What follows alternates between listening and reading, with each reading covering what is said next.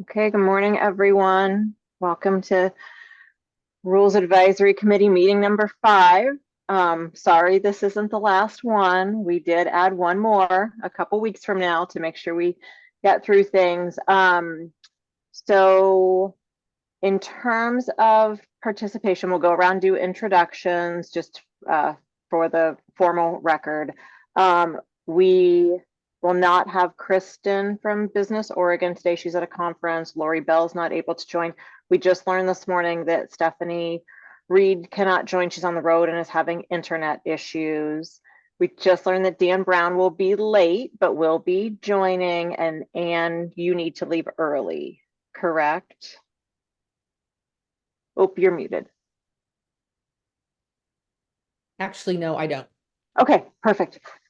Great. We're happy to have you the entire time.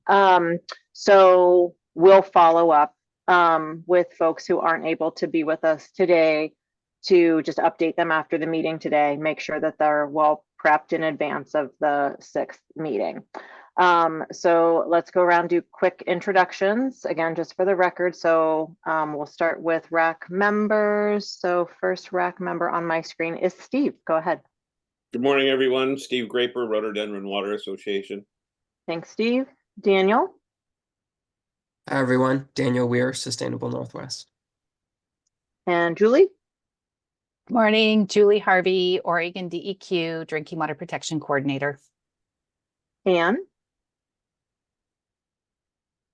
Oh, you're muted. Ann Velisis, City Councilor from Port Orford. Thanks, Anne. John? Morning, John Wickersham, North Coast Land Conservancy. Great. Michelle? Michelle Smith, Coalition of Oregon Land Trusts. And Gabby? Hi, Gabby Fajeda, hydrogeologist with Groundwater Section of Oregon Water Resources.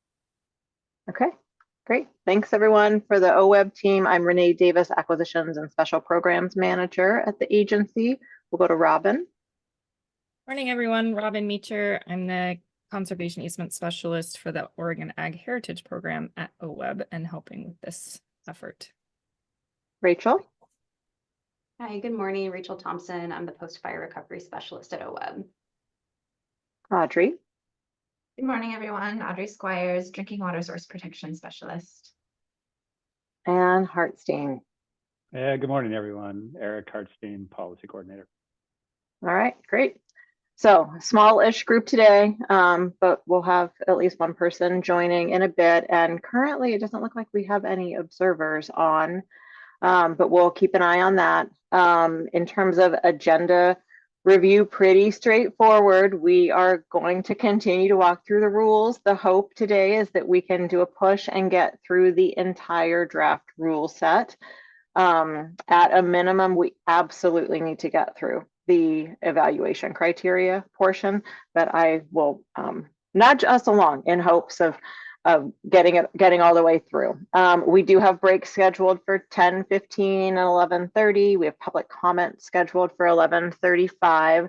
We have one written comment that Rachel sent to you yesterday. Again, we'll see if anyone joins and is interested in giving verbal comment. So we may have a little bit of time savings there, depending.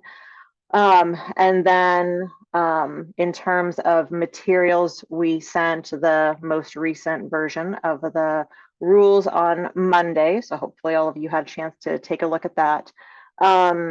Before we jump into the walkthrough, anything from OWEB staff to add in terms of just early frame up for the day or questions from RAC members?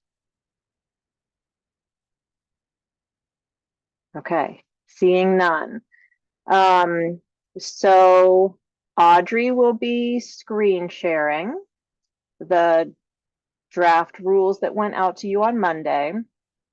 We'll do the same process. There will be some areas where we have inserted clarifying comments to help the RAC understand rationale. There are some places where we have flagged, want to make sure we got RAC input. Is differentiation between fund source, expectations clear, things like that? Are there things that we need to spend some discussion time on related to how we parse things between application requirements and evaluation criteria, those types of things. And she'll be doing inline editing or capturing of feedback, depending on which is appropriate. In terms of kind of the background on where we are now, thank you for all of the input to date up through the application requirements. You'll see that we made extensive edits, including some clarifying revisions in those sections based on the really great discussion by this group.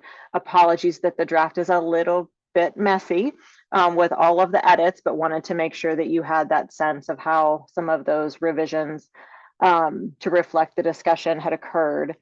Another piece definitely added more to definitions to try to be as crystal clear as possible with this new rule set, and then spent a fair amount of time working with Julie, working with Dan Brown and others to get very clear on how we describe the systems to create openness in terms of eligibility, but also some clear sideboards based on input that you all have provided about things like this shouldn't be benefiting private for-profit systems as an example. So really trying to rely on existing state and federal language and rules where we can for those pieces. So we will walk pretty quickly, if possible, through all of the content up to the evaluation criteria. We have plowed that ground some, so I'm going to push a little bit to keep us moving, but absolutely, if there are things that you feel like this still is not clear,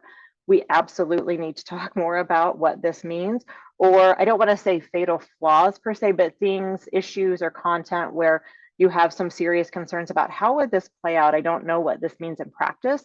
We absolutely want to make sure to flag those, but we will drive pretty hard to get to evaluation criteria and all of the subsequent content.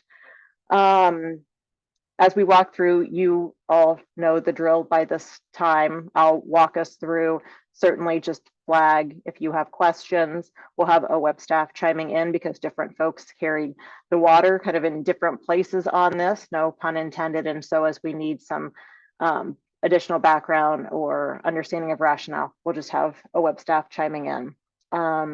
So I think with that, any other framing up, Audrey or others, before we screen share and start the walkthrough?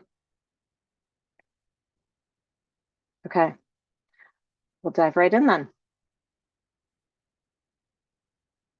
All right, can everyone see that, or would Zoom be, any additional Zoom be helpful?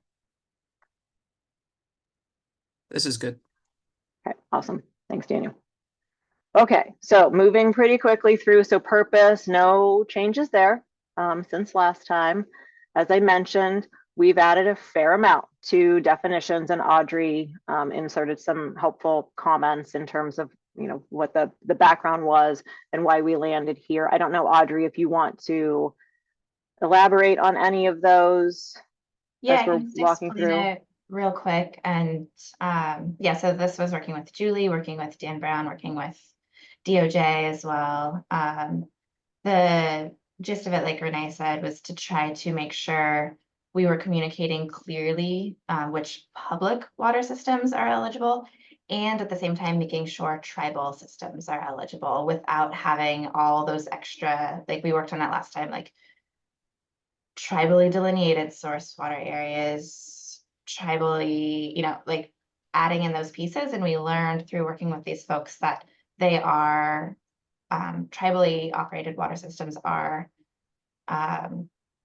captured within the water system definitions that we included. So it makes it a lot more clear, and it is very inclusive. So we added all these water system definitions to pull out of the eligibility section to streamline that. Julie provided this definition on drinking water source area that has reference to federal pieces to make sure tribes are included. And oh, and a note on, let's see, jumping down to sort, so other water systems added, with source water assessment, we did learn from Dan Brown's colleague at the EPA, the tribal drinking water person, that all of the tribally operated water systems in Oregon do have source water assessments. So we were looking at like, how do we make sure to be inclusive when they might not have the resources to have all of these, to check all these boxes that we're asking for, but they do have source water assessments, so we're good there. So I think, you know, and that's been a big goal of mine, making sure we're inclusive of tribal entities, and I think we are, but if anybody sees any places where we're not, let us know. But yeah, so added water system definitions, added a definition of profit for reference below. So really beefing up the definition section to make sure everything else can be more clear and streamlined. Thanks, Audrey. And so, as we mentioned, Dan Brown will be late, but is planning to join. So if there are any questions about some of the really helpful information that EPA provided, we can check in with Dan when he joins. Julie, I don't know if you have anything that you want to add. I can't see you on the screen, but just you Nope. were super helpful with back and forth on that. No, that's great, and a great explanation as well. Okay, great. Thank you. Okay, so any questions? Dan has a question. I had a sorry. Yep. just about that language about tribes. I was wondering why you guys, like right now when we were talking about it, you were using the term tribally operated, but in the definitions it's tribally owned. And I just was wondering about that, because to me, tribally owned could that mean like a tribal member who owns something, or could it mean the tribe owns something business or something, or it just seems like it's a different concept than tribally operated for the benefit of the tribe. Or so anyway, I just was wondering about that distinction between tribally owned versus tribally operated in the definitions. Yeah, that's a good question. I think I misspoke with tribally operated. I think the term is tribally owned. And I don't have much more detail beyond that. I might see if Julie does, and otherwise we can wait till Dan Brown gets on. I don't have any additional input there. It probably should be tribally owned. It is tribally owned. I was just, Mhm. that doesn't make sense to me. So that's what I was trying to understand. But we can ask him, or it sounds like you guys did your homework and maybe it's just not worth asking. Yeah, and I think one piece is that it might be, sometimes they're like, it may not be the tribe, like they might have an arm of the tribe that operates the water system or something like that. So it might just be a more inclusive term, but we can follow up with that if Dan Brown doesn't have an answer. Yeah, thanks for that, Anne. Okay, other questions from RAC members on the additions to the definitions?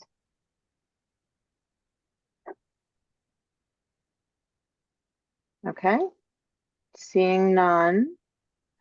Let's move down to protective instrument requirements. So had previously spent a lot of time, obviously, on edits to this section. So, you know, I think fairly clean. We did try to respond to the feedback that you all provided and have the right content in the right places. And given that we have a subsequent conveyance section of the rule set later, just moving that content there and keep us focused on truly the expectations for those protective instruments themselves, not some of the other complementary pieces that kind of hang off, or some of the kind of life cycle issues like subsequent conveyances that could come up. So any questions from RAC members on protective instrument requirements?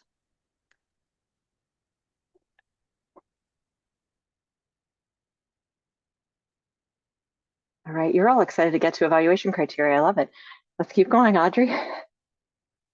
Okay, so eligibility, definitely some tweaks here and there. I think one of our key considerations was making sure that we have, and Audrey's kind of scrolling to it right now, being as clear as possible on what those systems are, for example, that we're aiming for within this program, but not having every bit of content captured only here. So adding some of those definitions up above so that this section doesn't feel quite as heavy and burdensome.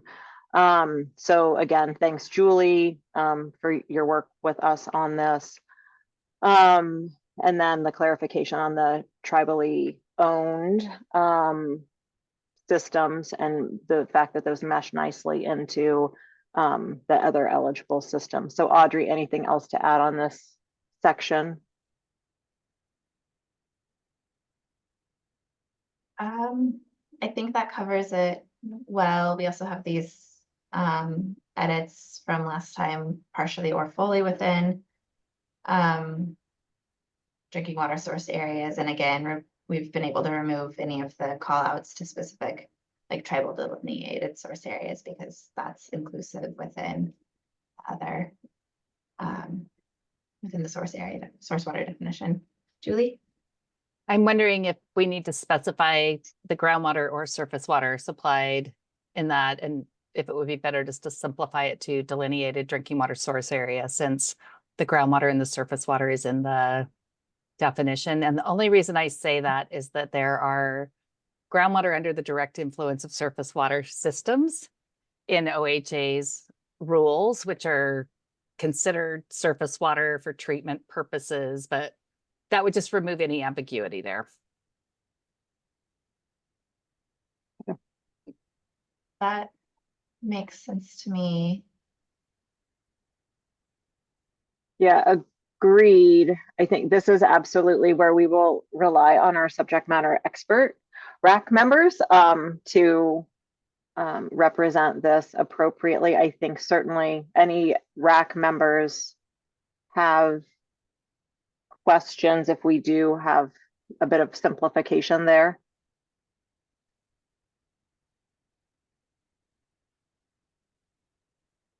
Okay, Audrey, do you need that? Not Okay. like anybody Yeah. had any comments, so that should do it. Eligible properties must be partially or fully within a delineated drinking water source area. Okay.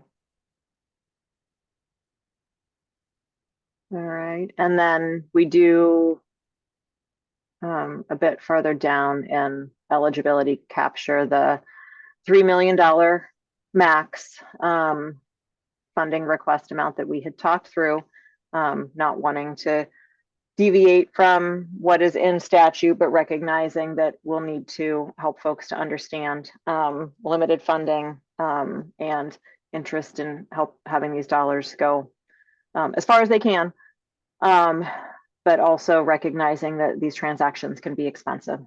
So not wanting to be overly limiting in rule. Okay, so let's move into the matching contributions section.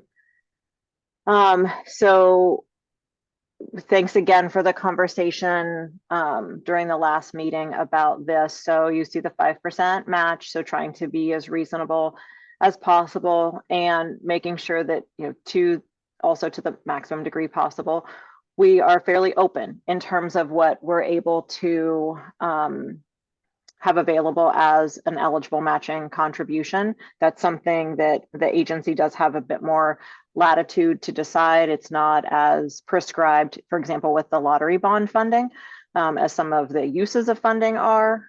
So trying to provide a fair amount of openness. We did not at this point include the adjacent property as match in a specifically articulated way, but that sub B that you see here to be other funding commitments as a result of grant applicant efforts could certainly be fairly broad in interpretation, but that's something that we can flesh out more in the program guidance. So questions? Yep, go ahead, Julie. I just wanted to make a quick point that interest, the forgiven portion of a loan, part C, that within the clean water SRF, a community that's disadvantaged and qualifies for principal forgiveness could have up to $2 million. It's 50% of the loan up to $2 million. So that is significant match if that comes through. But I think that our intent is to allow that federal and to encourage that federal match as part of these projects. And so that totally makes sense. But that was one that I just sort of did a quick, like, does that make sense? And to me, it does, because one of our objectives is to provide that state piece to the federal portion that's given through these, bigger loan programs or bigger federal grants. Yep, absolutely. Thanks for that, Julie. Anne?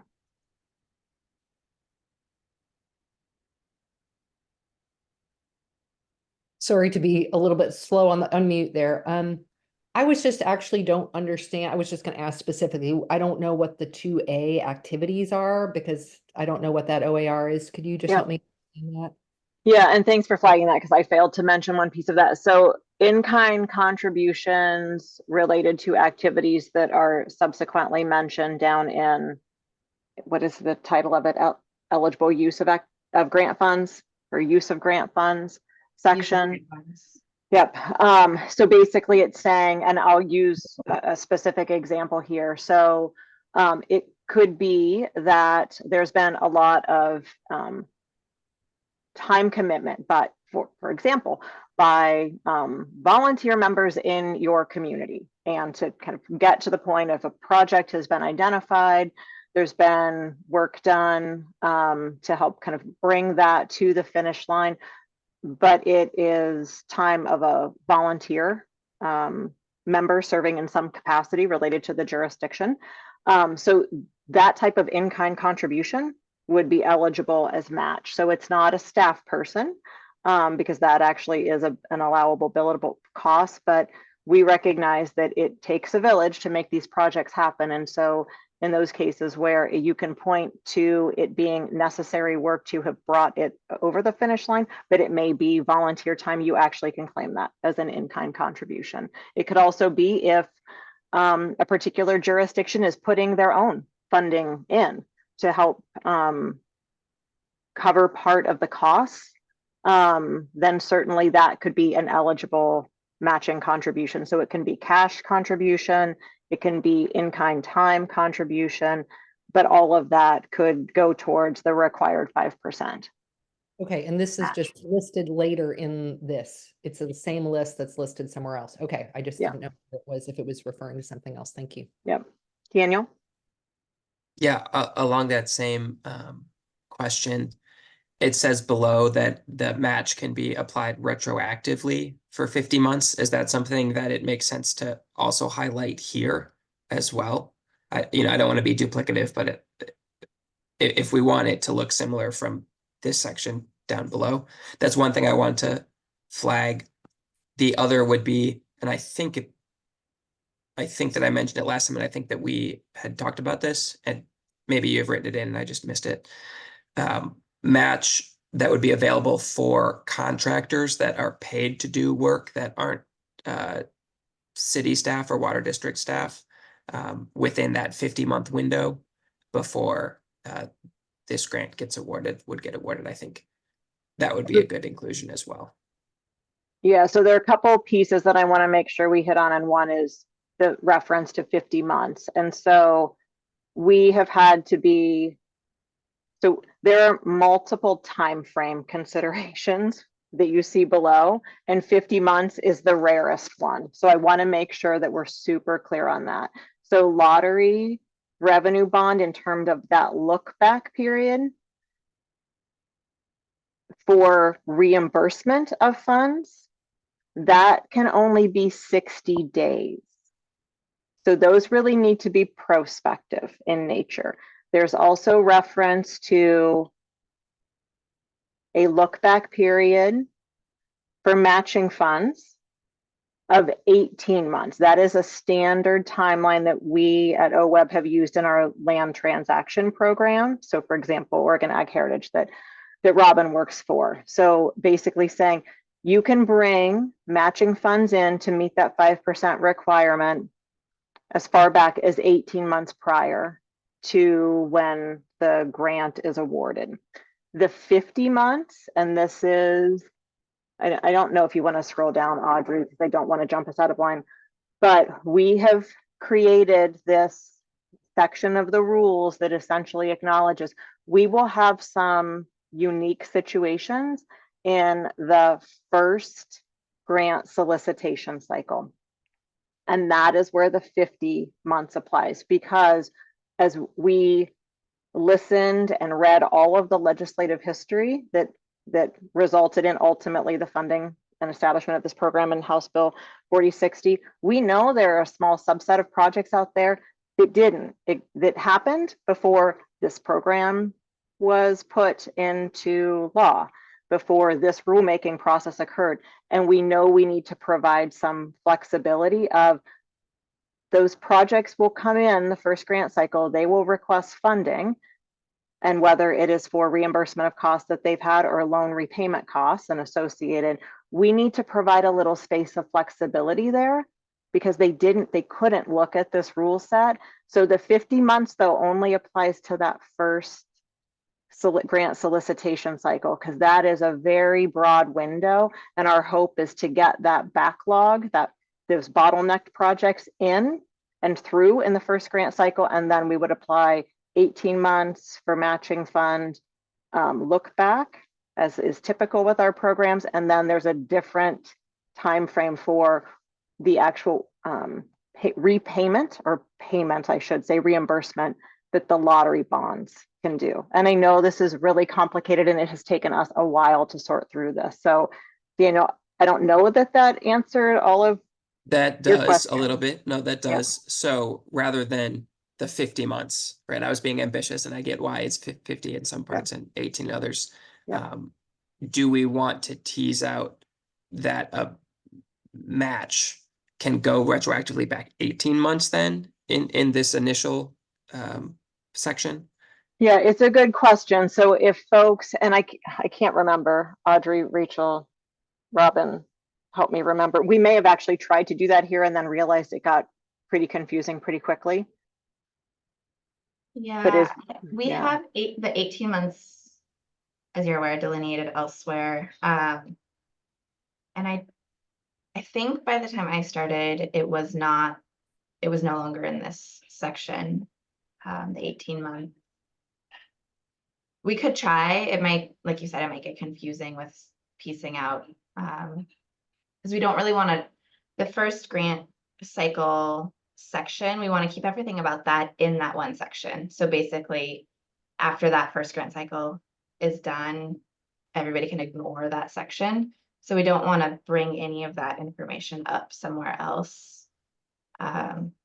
So if we can list 18 months here without it getting confused with the 50 months later, we could do that. Yeah, and I think maybe what we could do, so Daniel, thanks for flagging that. I think the OWEB team can kind of think through, would it get confusing too quickly? And if that seems to be the case, what we might be able to do, and this is the problem, and Anne's facing this right now, the OAR XXX, until we have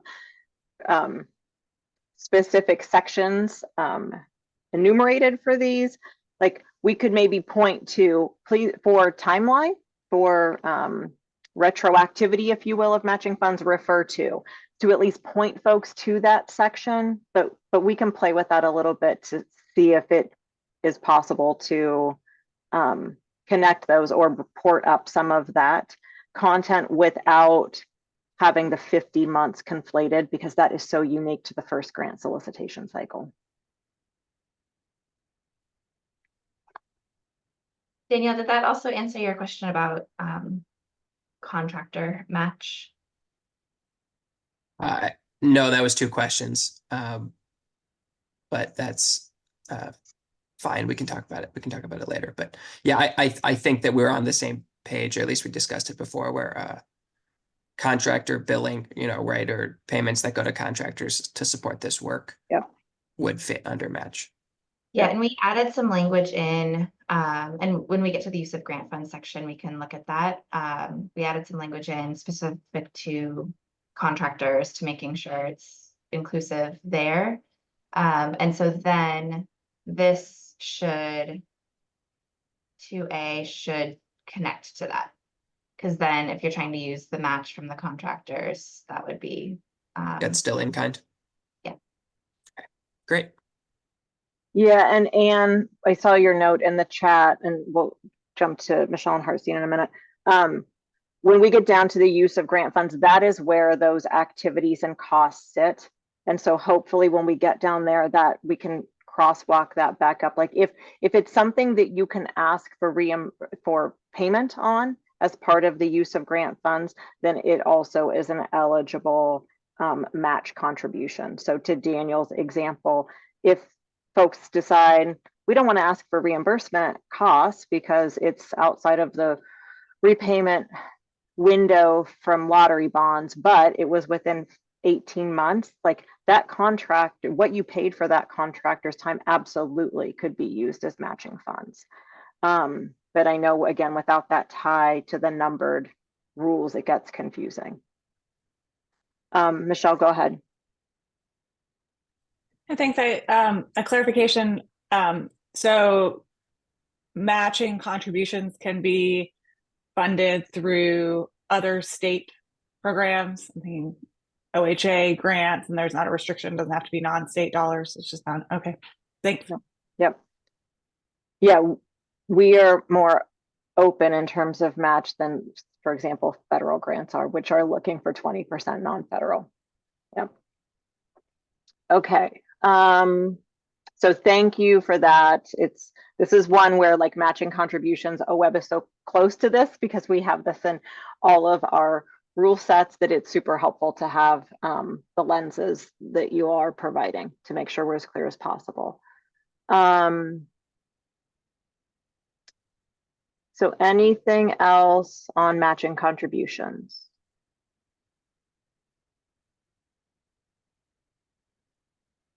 Okay. Let's move to application requirements. So in terms, I'll just set the stage really briefly here, and it's really reiterating something I mentioned earlier.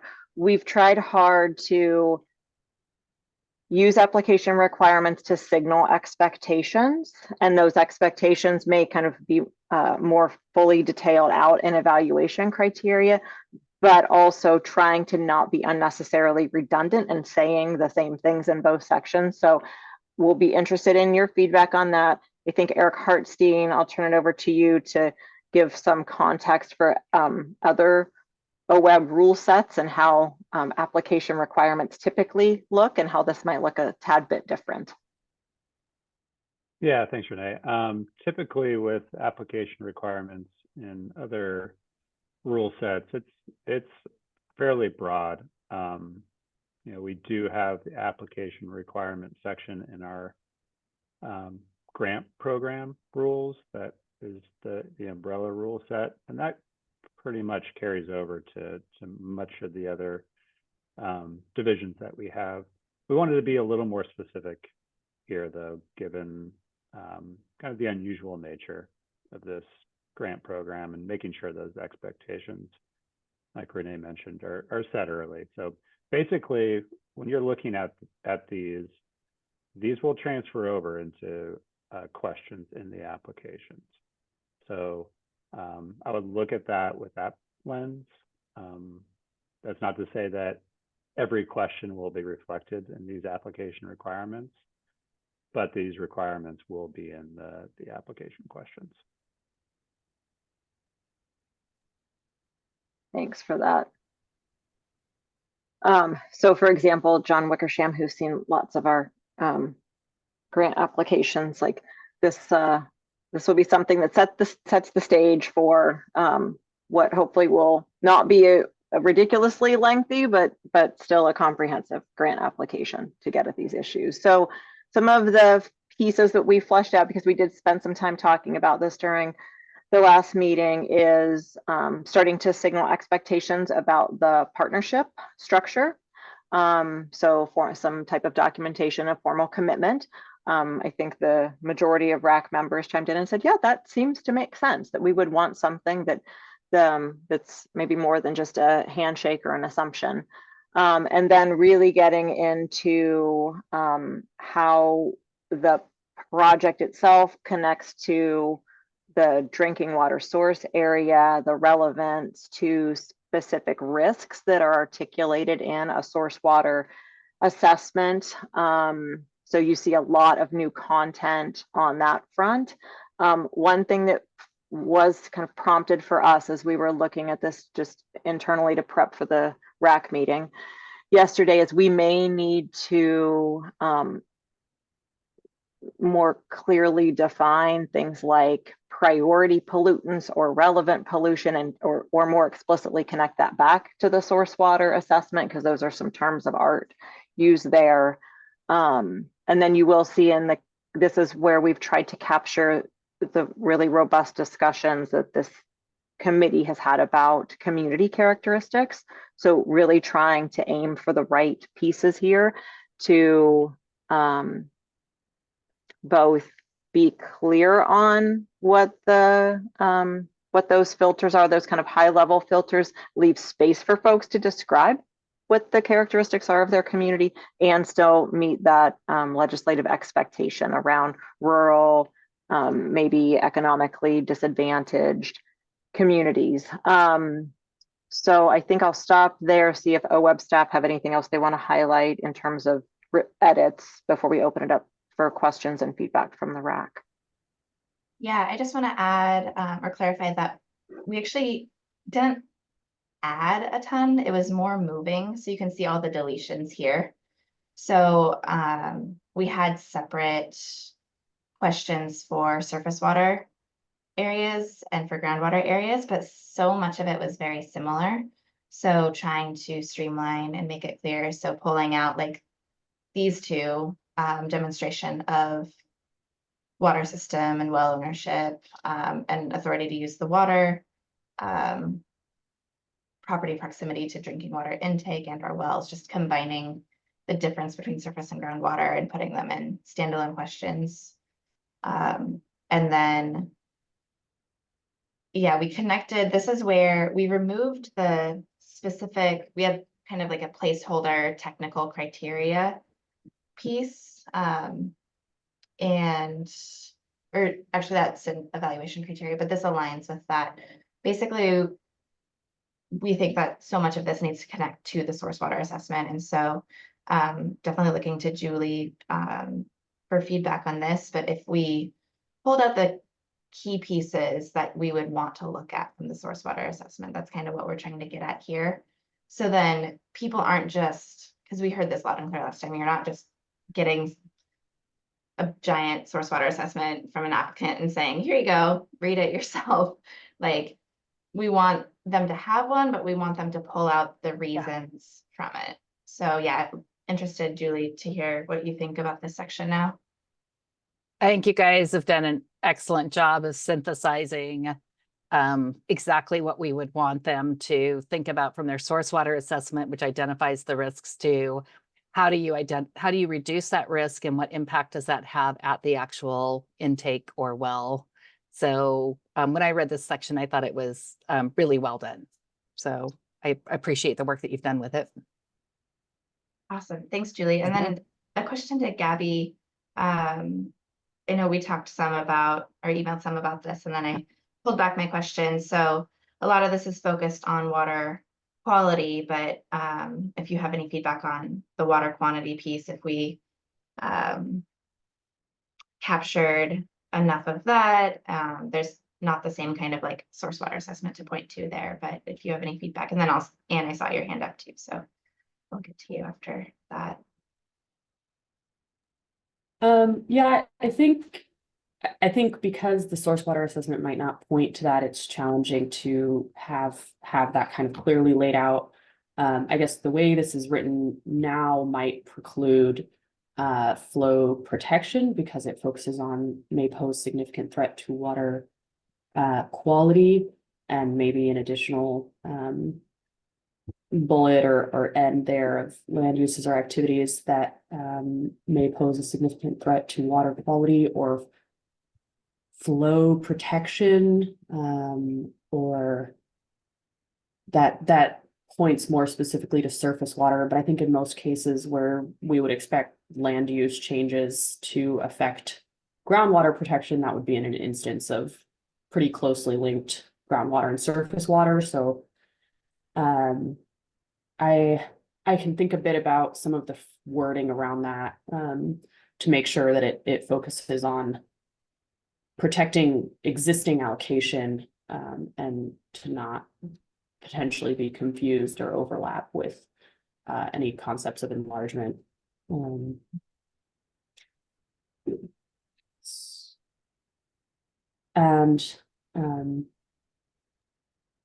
yeah, I'll think about that a little more about the wording around it. I think currently it seems to limit it to water quality. That's my read of the bullets. And an applicant might not think that they could use these grant funds towards flow protection if that's the intent of the grant funds as well. Hey, Audrey, I want to jump in here. So this is where, so it isn't flow protection in terms of, like, we have a water acquisition grant program.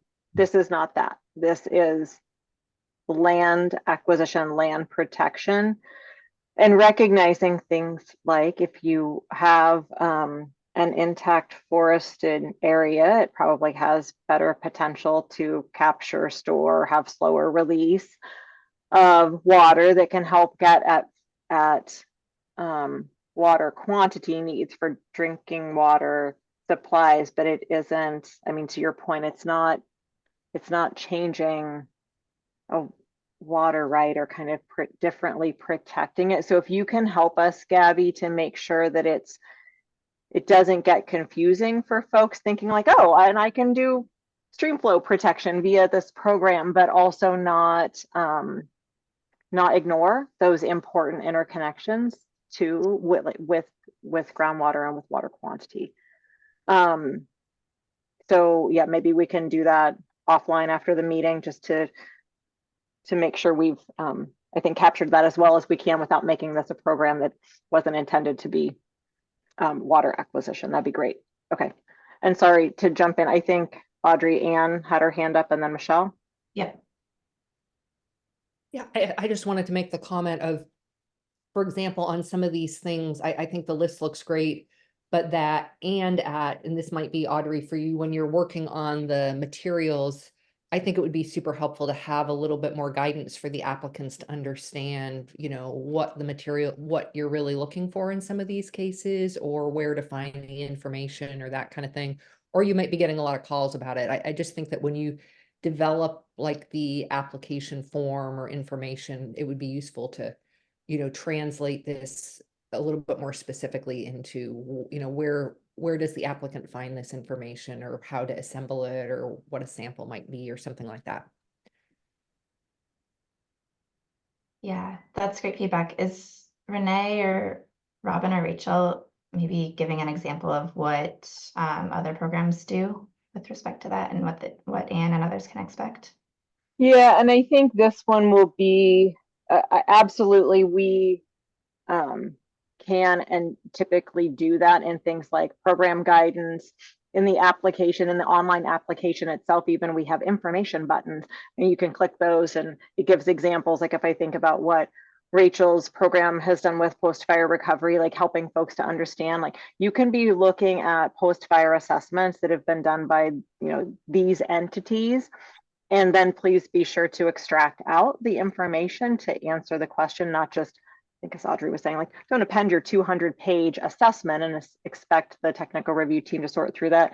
I think too, like some of the conversations we had previously with this committee about, are there websites? Like, can we point folks to DEQ websites, OHA websites? I know we had talked about like the EJ mapping tool that isn't quite ready from OHA, but trying to point folks to online resources, and knowing this is where having a staff person dedicated to this program is incredibly important, because people are just going to need to talk to a person about, how do I sort through this? Instead of us just giving a long laundry list of websites to go to and folks are trying to guess at what to do. But yeah, Hartstein, Rachel, Robin, other examples that you all have used to kind of get at this with programs, with grant programs that you're involved with. Yeah, thanks for putting the plug in, Renee, for the I buttons or the information buttons in the online application. Always a lot of good detail in those for grant applicants to learn about what is being requested in the applications, and we'll be sure, I think, to include some really good examples here as well. Yeah, and I would just say too that there's, in addition to program guidance, typically we do kind of some FAQs that are sent out to potential applicants, things that people can refer to fairly quickly and easily. And of course, if there is like follow-up, Audrey would be the go-to person for that. But we try to be pretty comprehensive with the type of materials that we give to potential applicants. So recognizing that this is a pretty complex rule set and will need to be somewhat simplified for folks.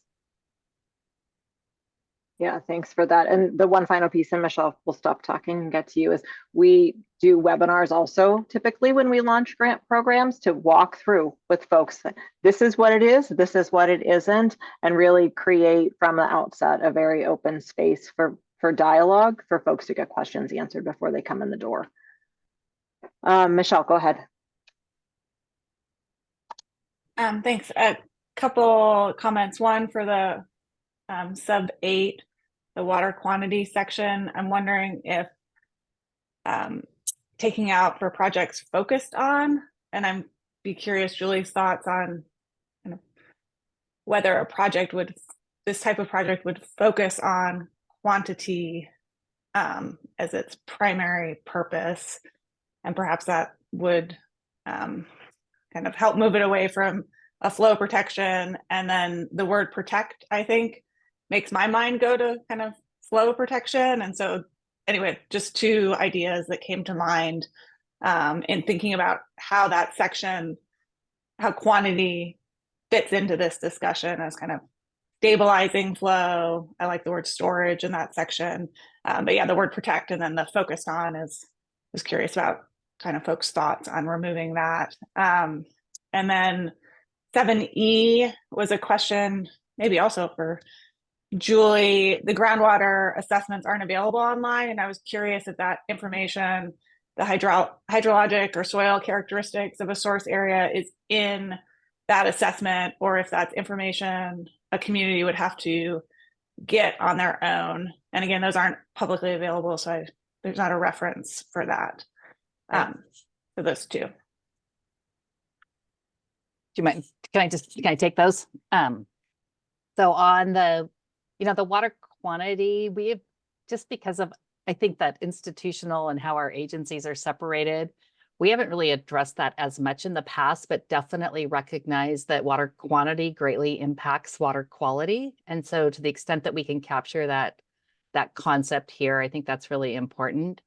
But I would even say that with all of the climate change actions happening, we're recognizing that we have to address water quantity to address water quality. So they are both very much interlinked, and moving forward, I think we have to, do that more. So I'd agree with, Michelle's comments there that maybe the word focused on isn't right, but it's close. And I think it's important. Regarding the groundwater, drinking water source areas, the original ones that the health authority did back in that 2000 to 2005, state did have that information in them. So that is in the source water assessments that are done. And I think if a community wanted to apply for funding and didn't have that information because they're either newer or maybe it wasn't done during that time frame, usually either DEQ or OHA is happy to provide at least the base information for that. So I don't think that is a barrier to communities. And thanks, Michelle, for flagging that, because I think exactly what Julie just described, those are things that we probably should just build into program guidance or an I button somehow, that depending on vintage, it may be that a direct conversation with DEQ or OHA is needed. And I'm trying to remember, Rachel, I think we even had somewhere in the post-fire recovery ones identified subject matter experts at different agencies that folks could use as go-to resources. We did, yeah. Yeah. So Julie may be getting a lot of calls.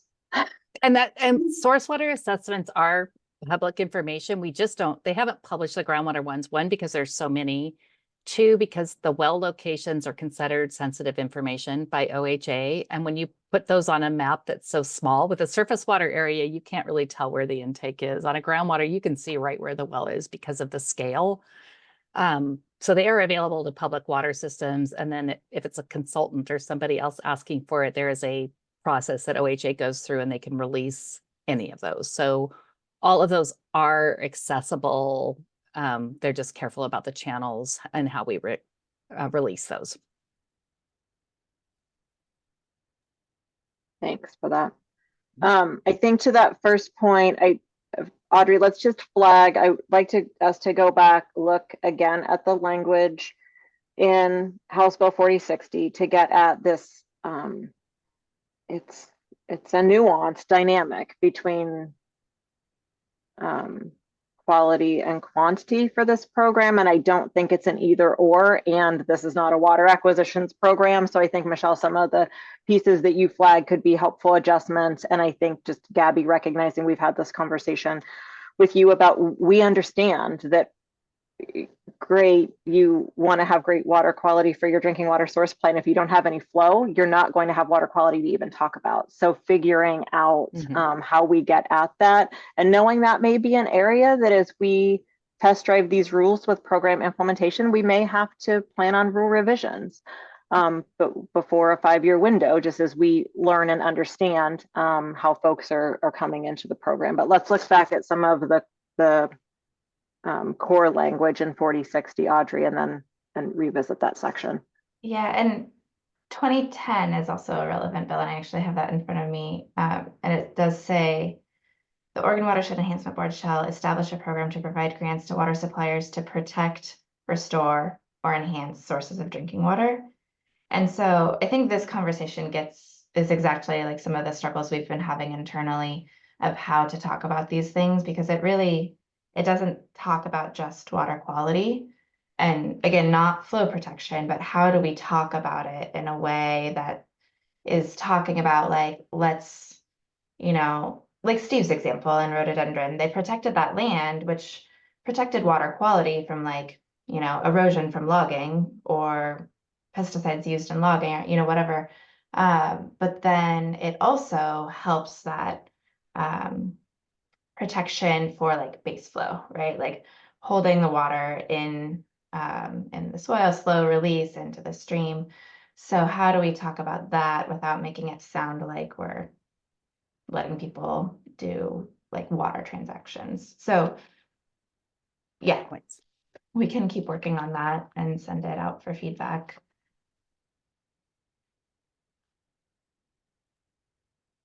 Okay, so yep, go ahead, Gabby.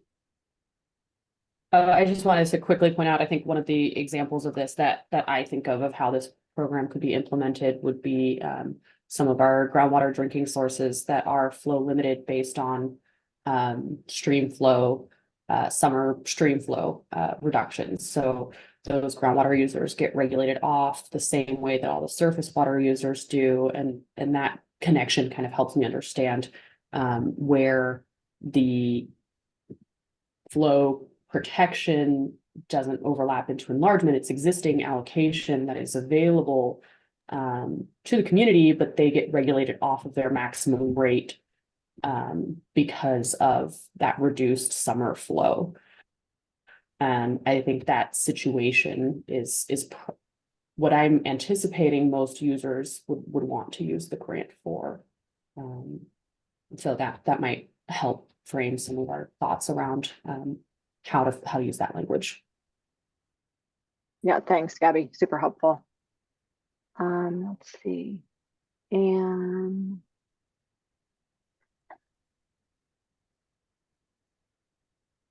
okay, yeah, thanks, Anne, for pointing us to that WRD rule. So Gabby, yes, we'll follow up.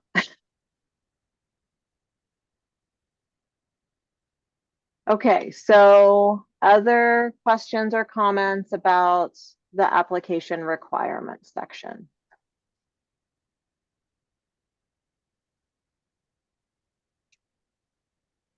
The piece we haven't talked about, which has some changes, just want to call folks' attention to number 9. If it looks good, we don't have to talk about it, but that's what we haven't really focused on yet.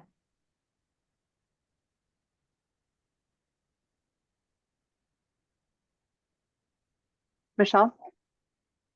I was gonna save this comment because it attaches to the evaluation criteria, but I'm wondering maybe it just makes sense to wait. It seems to be fairly parallel to, and I don't have the section in front of me, but there's a section in the evaluation criteria that requires communities to have kind of one of three conditions around sufficiency of water.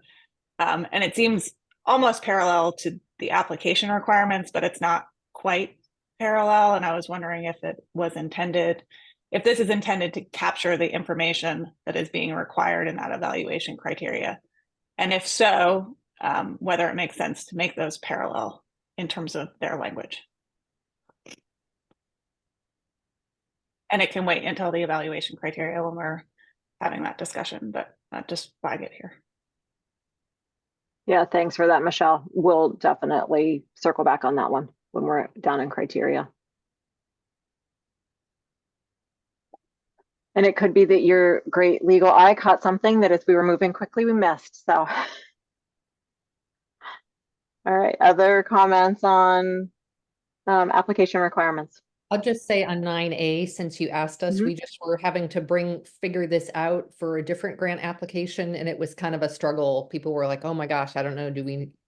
So anyway, that's another one where maybe it exists somewhere easily, but I think it's like within a water system's internal records, and you have to go back, and do you need like a number of years? Do you need just the previous year? You know, what does that look like? And that can be, doesn't have to be in the rulemaking, but just to flag it as just a simple question like that, you know. Okay. It's a lot of stuff that might go into it. I'm not sure. Yeah, thanks for that example. Okay. All right, are we ready to move to use of grant funds? All right, well, we have a break scheduled at 10:15, so maybe that will help us plug through this pretty quickly. Okay, so in terms of the use of grant funds, just a few things to frame up for this section. One, we did spend a lot of time trying to clarify here the eligibility differences for different transaction types relative to fund sources.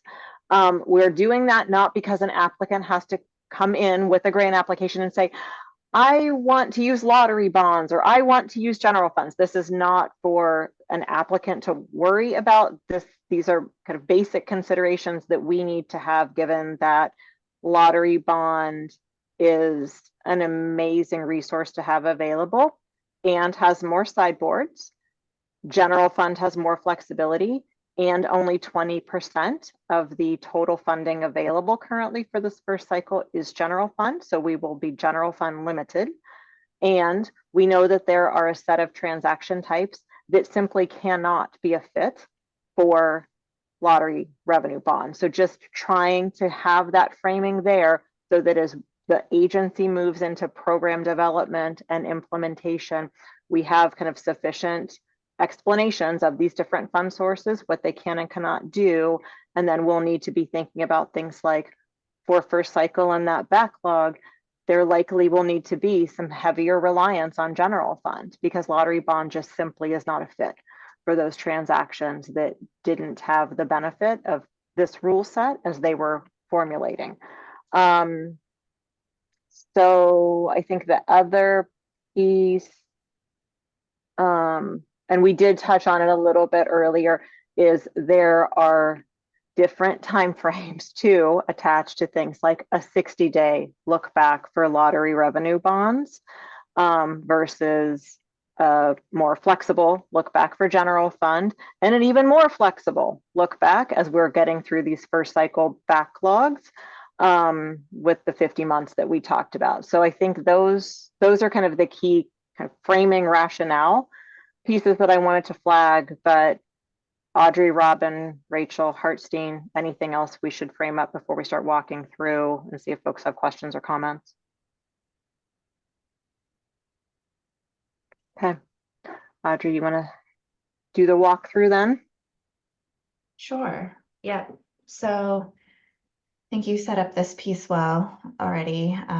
Just kind of an intro to, we have two different types of funds, and making it clear that lottery bonds cannot be used for loan repayment. So we've got a lot of edits, as you can see. So we tried to make it clear what lottery bonds can be used for, the types of transactions, and we've talked about this before. So fee simple or conservation easement, or any of the other ones, if they run with the landowner, will last in perpetuity. This number 3 is a little bit complex, and I think Robin can share her feelings about citing federal income tax law. But this capital expenditures piece is specific to lottery revenue bonds. We have a definition in there, so folks who end up doing the finances for a project know what that's coming from. And we have feedback from DAS and DOJ that we should use this citation. We talk about appraisals here. Here, Daniel, is where we added in contractor costs, so that can be reimbursed, but it can also be used, it can qualify as match then, because this is the section that the matching piece references. So lots of little edits, which we can, if folks have questions about, we can talk about them. We added here consultant fees. So that, again, for Daniel, since you're interested in this, that adds that inclusivity for due diligence activities, so that a contractor, whether it's the partner of the partnership or if you're a contractor for the applicant and not in an official partnership, that fits in there. And then, like Renee mentioned, we have the look back periods, and we have mirrored sections as well as possible. So number 3 is what is eligible under lottery revenue bonds. Number 4 is what is eligible under general funds. And so we've added at the end of each what the look back period is. So lottery revenue bonds, 60 days prior to the sale of the bonds.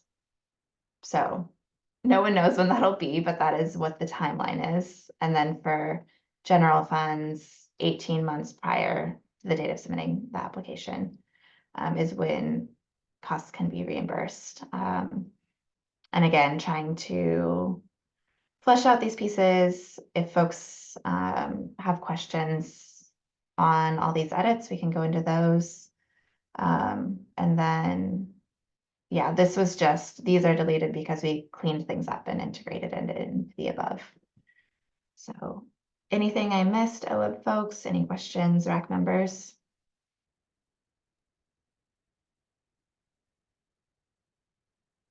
Julie? Is it anticipated this would be an annual grant opening once the lottery bonds are done? And I'm wondering if that 18 months fits in with that, if it's annual versus semi-annual. What does OWEB do for their other programs? Yeah, so for the, well, I'll use our land acquisition because that has been more consistently funded. That is an annual solicitation. Okay. OHP by default is an annual-ish, but funding has been more sporadic in nature. I think an annual makes sense. Yeah. And with the $5 million that currently is available, I don't know that there would even be a second cycle as we look towards next biennium and kind of crossover, because I don't know what would be available. We could have all 5 million allocated after a first cycle given backlog, potentially.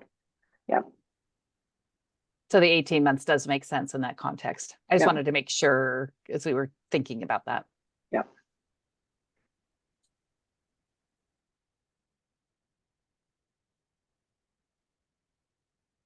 Michelle? And if a couple comments. So for the sub 1 on the use of grant funds, I was wondering why it doesn't reference protective instruments. It kind of parses them out. And I was just curious if it seems to capture the definition of protective instruments, but perhaps anyway, this is one just question.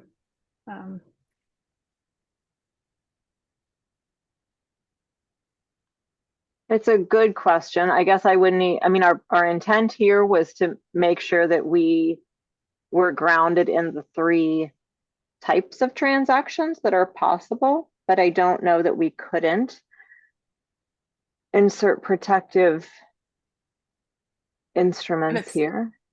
It might have, maybe neither here nor there, but I was just thinking of like consistency in the use of the term, the defined term. So, and that's, yeah. I see Robin's off mute, so she may have a thought. Yeah, the language there is just it copied over from the statute.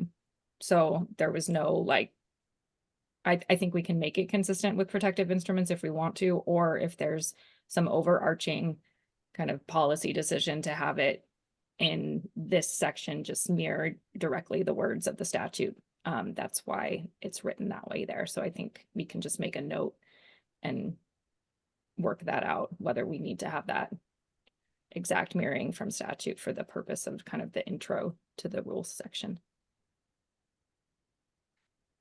Can lottery bonds pay for equitable servitude or a deed restriction? If it runs with the land and is in perpetuity. Yeah, if it meets certain requirements.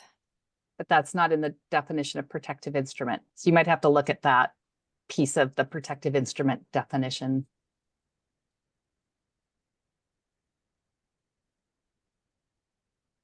Yeah, and I think because we don't get to lottery bond until sub 3. I mean, essentially, is that true? And Or sub 2. start talking about it. Yeah, so I think this maybe, one. Okay. yeah. So I think maybe it's the question of like how to have, if we need that initial framing content before the bifurcation begins. I'm being really clear on where that threshold is. Okay. Yeah. Sorry, I didn't mean to derail the conversation. No, it's good. And you had other comments. Yes, go ahead. And kind of a more overarching comment, just that when I read this and I realized, I remembered our conversation that like applicants not gonna be able to have to decide between we want lottery it is potentially confusing since it's in the rules. Someone may think like, oh, do I have to say that I want general or lottery? And so maybe just in guidance or somewhere explaining that this is just clarification on kind of for OWEB on where and the public on kind of the limitations on the use of funds, but you are not required to kind of specify where your project is. So just as a guidance piece. Yep, thanks for that. Did you have other things, Michelle? Nope. No, thank you. Okay. So we know that this is a very complex section. Oh, okay. Yep, go ahead, Anne. I don't know if this is where to say it, but I am just generally thinking about this 60-day window that has to happen for this one particular kind of fund, and it seems so incredibly tight. Like I'm really having a hard time putting I know it's not something that I would use, but I'm thinking from an applicant's perspective of how that would work, just because some of these types of transaction deals can take a long time, or there can be all sorts of strange things that come up that extend the process that you didn't realize. And so I know it sounds like that's an external constraint, but I'm just trying to think about how this would actually be workable. And I just will raise that from the applicant perspective, or, you know, that be in guidance of like how you're going to have to structure your project so that things are all lined up, or anyway. Yep. confusing. Yeah, agreed. And this was definitely a learning. I mean, we had never had lottery revenue bonds at OWEB prior to this program. So this was absolutely new territory for us to learn about. And so I certainly think it's a strategic use of funding, and it does have limitations. I mean, this what the look back allows for really, I think, warrants consideration of use of these funds for projects that I don't want to say are like wildly prospective, like years before anything could happen, but like as the rubber is meeting the road, as you're getting that point of you have an identified parcel and you're starting to get into the work on appraisal and environmental site assessment and those pieces, like, that is when the perfect fit would happen, when you aren't too far down the road, but you are concrete in the parcel, because that is the other requirement, is it can't be during that we're looking around at 5 different locations. You have to have the property identified. And this will be an important piece of the communication, not only to applicants about where the fit for 80% of this program's funding really works timing wise, but also I think just in, like, for example, the report back to the legislature, helping folks to understand some of those constraints around lottery revenue bonds, and that we're going to have to assess in communications with interested applicants how that doesn't work potentially for their projects. And thankful to have the $1 million in general fund. We don't know if that will be sufficient, though, given what projects may exist out there. And the nice thing, I guess one other thing I should say, is the look back is more challenging. The forward looking window is more reasonable. It's not as though like in a 12-month period or in a 24-month period, you have to have these wrapped up. You do have, I think it's a 36-month time horizon, if my memory holds, as you're thinking through the spending for those lottery bond revenues, but it will absolutely depend on where you are at the point in your project when you come in the door for a grant to OWEB.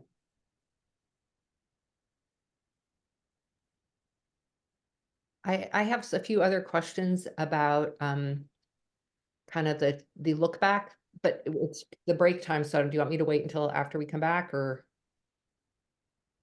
That would probably be great, because I usually blow through the breaks, and it would be good to break it close to time.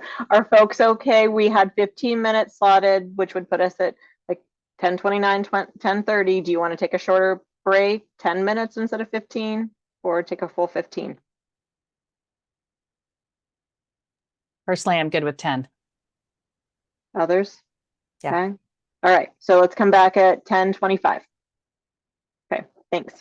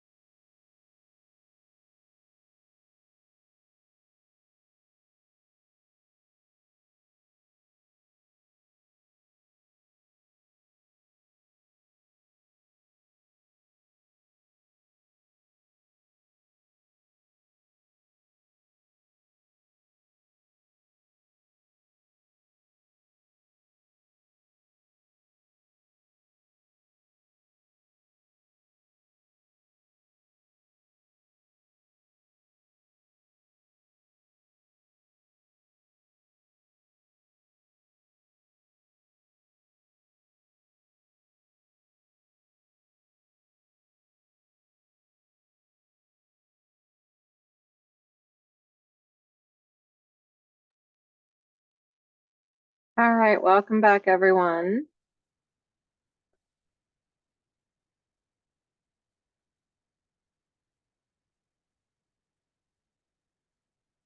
Thanks, Audrey. All right. And you mentioned you had a few other comments and questions, so go for it when you're ready. Okay, yeah, I was wondering about this. Is kind of gets granular, but that's, we all know the rubber is sort of, that's where the rubber meets the road. I'm wondering about with the look back, if the date of the month, like what we're going to count is the, let's say like for, this is for payback of loans. If it's going to be for the date of the loan signing or the date when the debt is actually incurred. And I'll just mention that in our case, Port Orford has a loan that we probably would love to apply for a grant for reimbursement, but we're not going to be paying it back for a couple of years because we tacked on a little bit of stewardship money to help us deal actually with a fire that burned into this piece of land that we bought. We wanted to have some stewardship money to help to make sure we could deal with invasive gorse right off the bat. And so that's going to be happening for, the plan was to have that happen for a couple of years or maybe 3 years, maybe up to 5 years. I think it's supposed to be up to 3 years. I'd have to go back and look. Anyway, so it just seems important to clarify, is that from the date of the loan signing or from the date of when the debt is incurred? And then after we would apply, let's say to get that, how much time would we have to spend that money? Does that make sense? It does make sense, I think. And so I'm going to take this as a hypothetical because what I don't want, I want to make sure that what we're not doing, I understand that Port Orford could come in with a grant application, and what I don't want to do is presuppose any review process. But in terms of the scenario that you just described, I think so one is that for loan repayments, lottery bond is not possible. Like that's one of the key pieces up front. So we would be looking at the general fund portion, and I would say, and I think this is, Audrey, will you go down to probably the first solicitation cycle? Because I think these are the things that we're going to have to determine with any of these kind of pre-existing projects that have made some progress down the road. Is for the first cycle, we aren't focused so much on the date of the activities in which a water supplier has been engaged. It's 50 months from when you're able to submit a grant application to OWEB. And so I think there's that piece for the first cycle of trying to create some flexibility that isn't about like the mechanics of a project.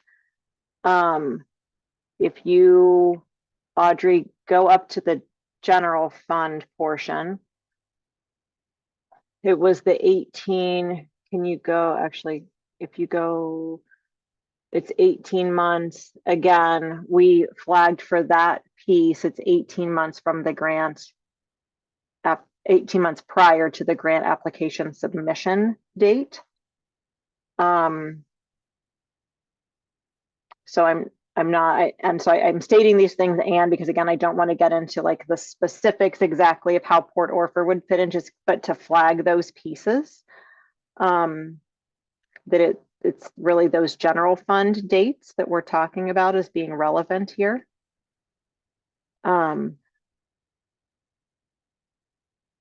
Yeah, and I guess I'm just saying, are those going to be, you're saying 50 months, or would that be from the time the money has been expended or from the time a loan agreement was made? Or is that something that will just be, does that have to be articulated in this, or is that something that you will have discretion to figure out later? It's just a little minor detail that could make a big difference, I guess. Yep. Yeah. So I think for general fund, we have more discretion. Robin, as you think about land acquisition or OHP, the date that we would expect a project, we would aim for a project to close within 18 months, correct? Yeah, for both those, it's 18 months from the board award. So it does extend the timeline a little bit. Yeah, so essentially, Anne, like in that case, if we take the general fund, I'm going to set aside the first cycle, but if we take the general fund, like the eligible look back for that category is 18 months from when your application comes in the door at OWEB. We would anticipate probably a 6-month review cycle once that application comes in the door, before the board makes an award, and then 18 months after that. So you would be looking probably at somewhere in the ballpark of 42 months total for a window for the general fund. And for lottery revenue bond, and this, I think your point is a good one. I don't know if we should put it in rule. It hadn't occurred to me. There is a very detailed matrix that DAS has created to help you understand what look back is and what the maximum window is from the time of a project that's funded with lottery bonds to need to complete its billing. And I think to your point, we hadn't incorporated the forward-looking pieces in rule, but it's a good question. Is that so critically important for applicants to know that it should be in rule? We had planned to just articulate those things out in guidance. And I think the thing too that I'm not understanding from what you're saying is I understand that there'll be the look back, but to fit in that window, is it from the closing date of the acquisition? Is it from the date of signing a loan agreement? Is it from the date that the loan has started to be paid back? There's like lots of different dates in there. And so if the look back, those are different dates. And so I guess I'm just trying to figure out what that would be. And anyway, if that makes sense. Yeah, and I think, Robin, I'm going to lean on you as you think about like land acquisition and OHP. I don't know that those dates that Anne's articulated, that they're particularly consequential to us. Is that correct? Other than it has to be closed within 18 months from board award. Right. I think so we do have both OHP and land acquisition have a rule that's not included here regarding when an application can come in for a reimbursement. So you can't be applying for a project in one cycle when you could have applied for it in a different cycle for cost. So that does kind of or in a previous cycle. So that puts a limitation on kind of how far back before you bring the project to the program. So it's a little bit different to draw from those programs for this. But typically, the look back period is 18 months. So it does give, if the date of the loan is incurred is within the 18 months, if the payments start and the interest starts accruing within the 18 months, that all those dates have to fit within that certain look back time. So it's kind of less about the specific of the activity necessarily when that happens, as long as it's within the 18-month look back. Michelle, go ahead. And chalk this in my mind, was wondering, so at least thinking about the legislation and when it was being put forward, I think pairing it with clean water SRF, as Julie mentioned earlier, was one kind of possibility given the extent of loan forgiveness now with additional federal funding, but always there's loan forgiveness. And so kind of having that state match, I'll call it, for that program. And to Anne's point, Port Orford's kind of the first one to use this for like a pure land conservation project, use clean water SRF funding.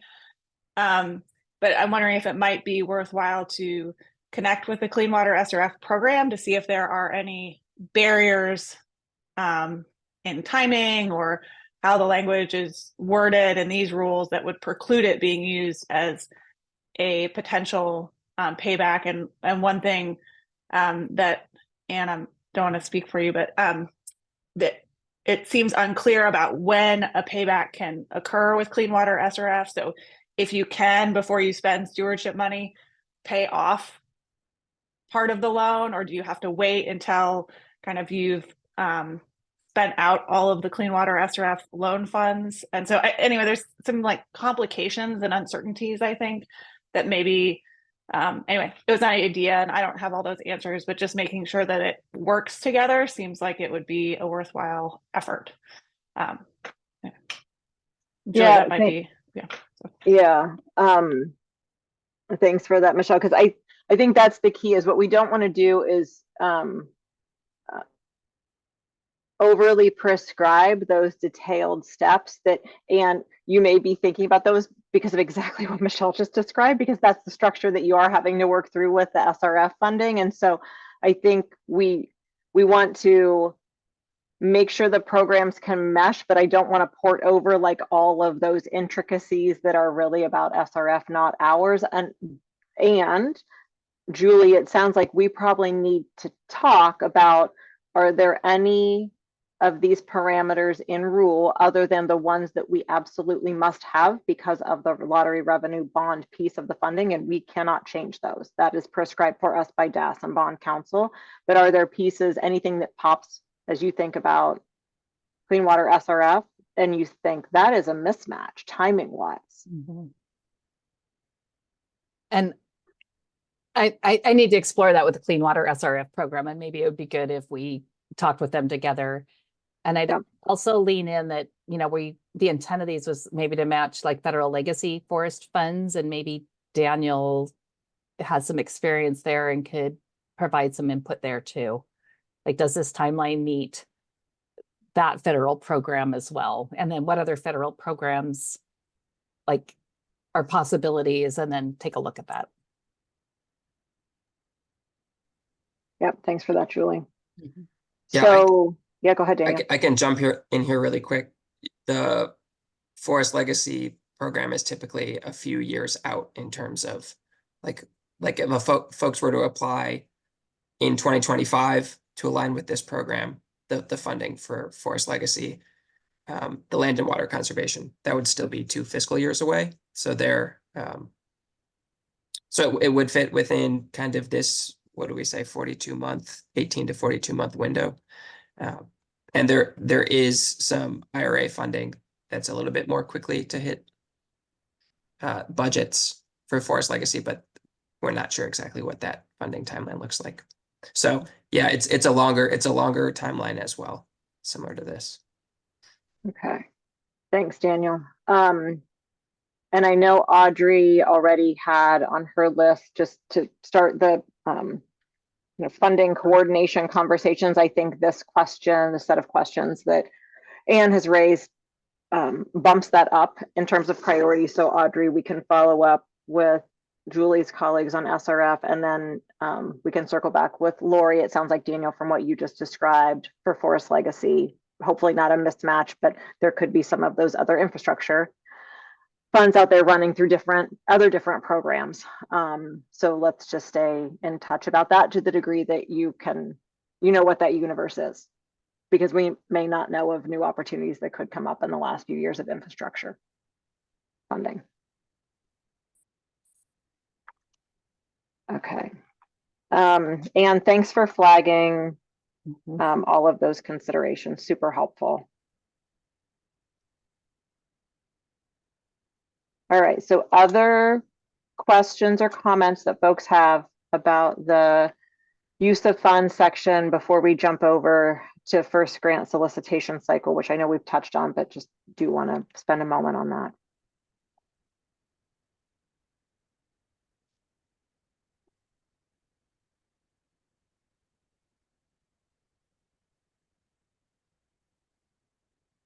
Okay, seeing none.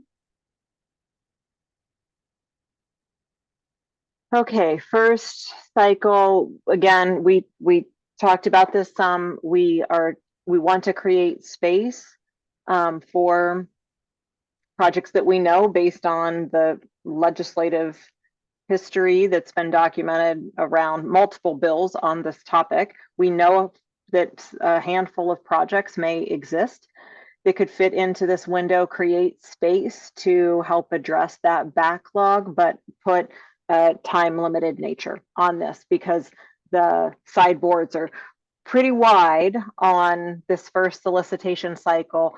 And just from an accountable public funder, we'd like to tighten those up after the first cycle and getting through that backlog.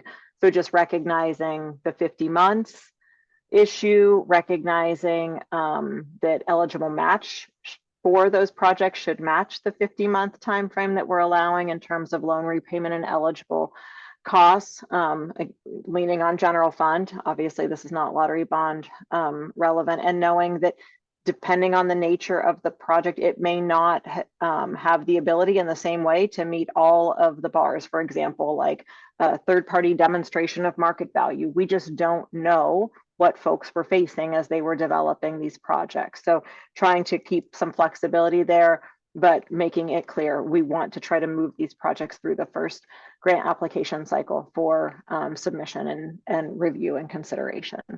So any questions about the first grant cycle section of the rules? Just one clarifying piece. We don't have a date set in stone yet for when we'll be asking for applications, when our grant cycle will open, because I know that obviously is relevant to this timeline that we've put in there, but it's likely going to be like open November to February or something like that, November 24 to February 25, give or take a little bit. So for folks doing math on the timeline, that's our aim, because we need to report to the legislature how the program's going by April 1st, 2025. So we want to be able to say we've had X number of applications from these places for this much money. So we'll want to get applications in the door before then. And I think the other piece there is our understanding is that the lottery bond sale will be in spring of 25, maybe March, maybe May. And again, we are just coming up to speed on these topics because we've not had lottery revenue bond. So Julie, I guess if Kristen was on, I would ask her if you have more insights from more repetitions of having experienced lottery bonds to know better chance of March, better chance of May. But I think May would be the outside of that. Okay, thanks. Yeah, Steve, thanks for that question. I don't know that there's a perfect answer. 50 months is what staff developed. I don't know that there's a problem with changing that to around 5 years, which would be 60 months instead. So if that seems to make more sense, I don't think we feel incredibly strongly, just trying to be as tight as possible. But knowing that, 4 years may not be enough. But I guess any heartburn with us contemplating going out to 60 months instead.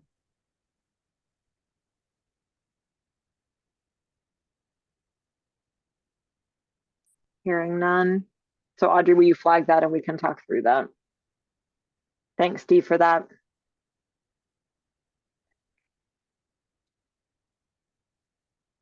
Okay, with that, I think we can move to evaluation criteria.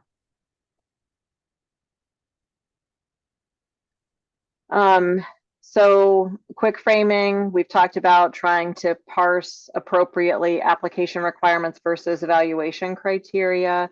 Michelle, we need to come back to your point of some things are in both places, but aren't exactly aligned. So let's make sure we capture that. I know that Kristen did submit a few comments, questions to Audrey that we can run through since she's not able to be with us today. And we absolutely relied on technical experts such as Julie and Gabby and others for this, in addition to really trying to account for some of the feedback that other RAC members provided about, you know, what is it that we're getting at? What are we aiming towards? Is there a preference for long-term, but we don't want it to only we don't want to only have space for perpetual, because we know there might be some instances where other tools make sense. And for example, better articulating like the partnership expectations.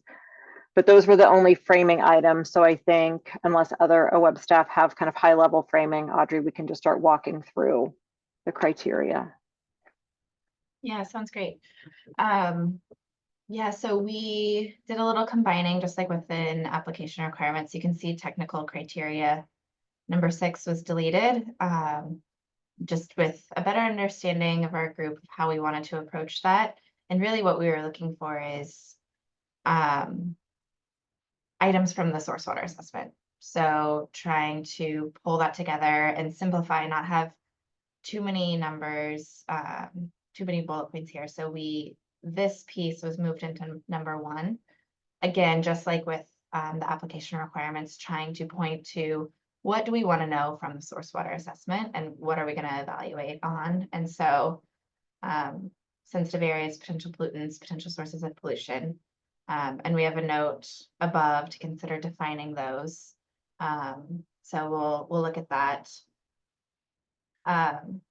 So again, that's a focus on water quality for evaluation criteria. Got the partnership, we've got soundness of legal and financial terms of the real estate transaction, project readiness, and capacity of the applicant and the holder. And a note on capacity, Kristen pointed out our use of capacity in 2 ways, like human capacity to do projects as well as water system capacity. And so we switched capacity for water systems to sufficiency to try to differentiate the 2, but that may not be the right word there. So we can look at that. And like Renee mentioned, we added documentation of the partnership. So that's part of the evaluation criteria. And then this piece on what challenges are the community facing or the water system. And Michelle, really good point earlier that it doesn't necessarily line up perfectly. It's close, but not perfect with application requirements. And I think that is something we want to consider. Like, we're evaluating on what people have submitted to us. So we do want to see alignment as best as possible.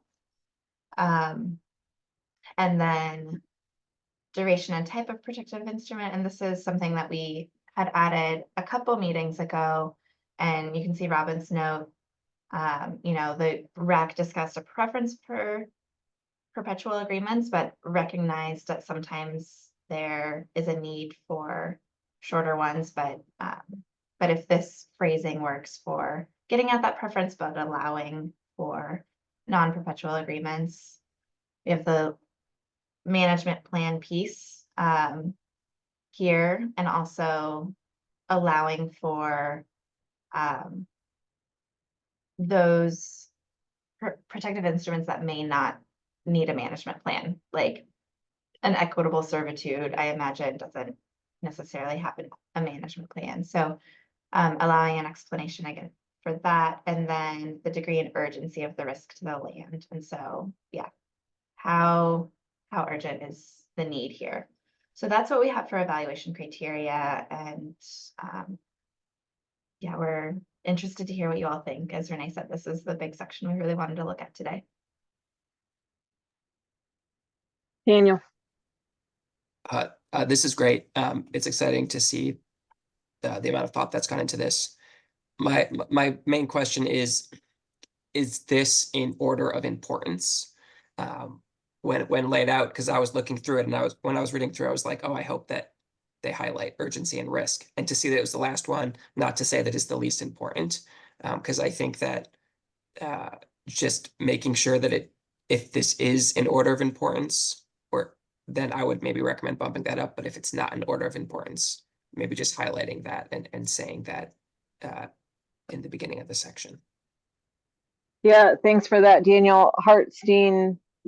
So one, our criteria and OWEB rule sets tend to be equal in nature. We don't state preference typically, but Hartstein, I'd need to cross-check that to any recent rulemakings. Brian might not be remembering if preference has been kind of differently stated. No, you're correct, Renee, that all evaluation criteria are weighted equally. Okay. So Daniel, we can think through, maybe, I don't know if it's needed in rule if we haven't done that in other places, but certainly in program guidance, making clear that nothing is weighted over another. Okay, yep, John, go ahead. Yeah, and this might not matter, but when you talk about the partnership, and there's a chance, right, the partner may not be the ultimate holder. So even though that's strength of that partnership, so that's just a slightly different, but the evaluation of that partnership and that partner's ability to get them through the process, I think, should be evaluated. Okay. All right, so help me with a scenario. So say NCLC is the current partner engaged with fill in the blank water.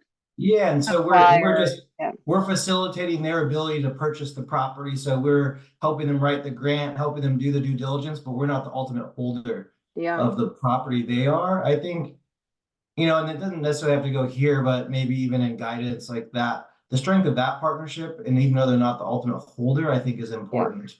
Yep. And is there anything, John, as you looked at the rule set or the evaluation criteria where you thought the way that we've talked about the partnership, if we made an assumption that the holder, and I don't think we did, but that partner would be the ultimate holder, that would preclude the scenario that you just described? I don't think so. I think, lots of places where we put in contractor, I think those sort of work in that same way. But I just wanted to just flag that as I think it's an important evaluation criteria, even if they're not the holder. Yep. And we might need to use a different word than partnership, because partnership is a capital P, defined as the partnership between the water supplier and the holder. Yep. So, so we can think about capacity of contractors or something like that. Yep. Okay. That's great. Thank you for that.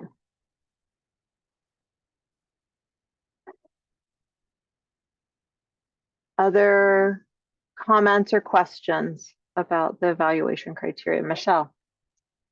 And I don't know the right answer, but I was curious. It only mentions climate co-benefits, and in kind of thinking about these projects, at least I've worked with communities to think about kind of other ecosystem or ecological benefits, connection to other land. So, and I don't know if we want to be considering that as an evaluation criteria, but thinking about kind of holistically the project benefits. Anyway, it's just something I noticed, and I don't have the answer of whether it's appropriate here, if that's an evaluation we want to consider along with climate co-benefits. Yep. Hartstein, do you want to talk a little bit about the climate criteria in Division 5? Yeah, sure. I mean, so the climate-related evaluation criteria were adopted by the OWEB board last summer, really after a pretty extensive engagement and rulemaking efforts. We have 3 evaluation criteria that are related to climate, including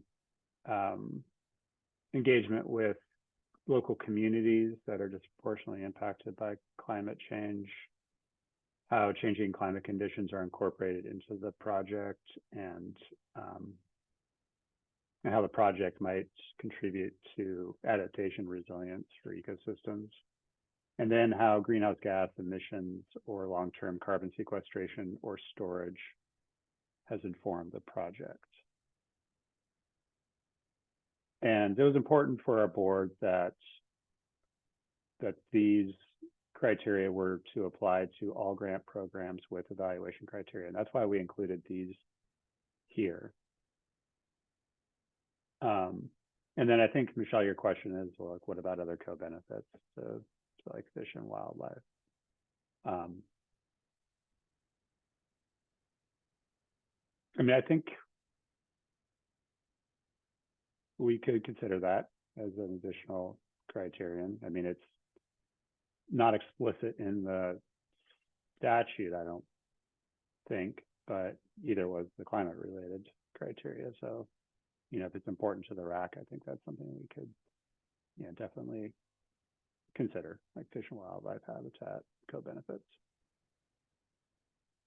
Yeah, so I think on that one, certainly, Michelle, what you're getting at, there's space in the adaptation and resilience piece of the climate criteria. I think my question to this group would be, as Hartstein mentioned, those co-benefits aren't articulated in the legislation. I mean, it doesn't mean that it can't be mentioned either in terms of a criterion or even just a question in the application to get at that. I think my question to all of you is, that could make this start to feel more like our traditional land acquisition grant process potentially. And would it signal a bar that wasn't intended for this program? So, and it looks like Dan Brown has joined us and he has his hand up already. Oh, I've actually been here since about 9:45, but oh, okay. silently listening. Okay, go for it. Yeah, I mean, I would guess that, well, first and foremost, the focus here is on drinking water, and so that's the primary. And I would guess that most projects are going to have those sort of habitat benefits, but I wouldn't want to sort of suggest the decision-making part of these grants is weighted on habitat versus the drinking water. I mean, that's, you know, there's, as you mentioned, there's plenty of other grants within OWEB, outside of OWEB, that are very focused on fish protection. And we already have some funding that we do for water quality and fish.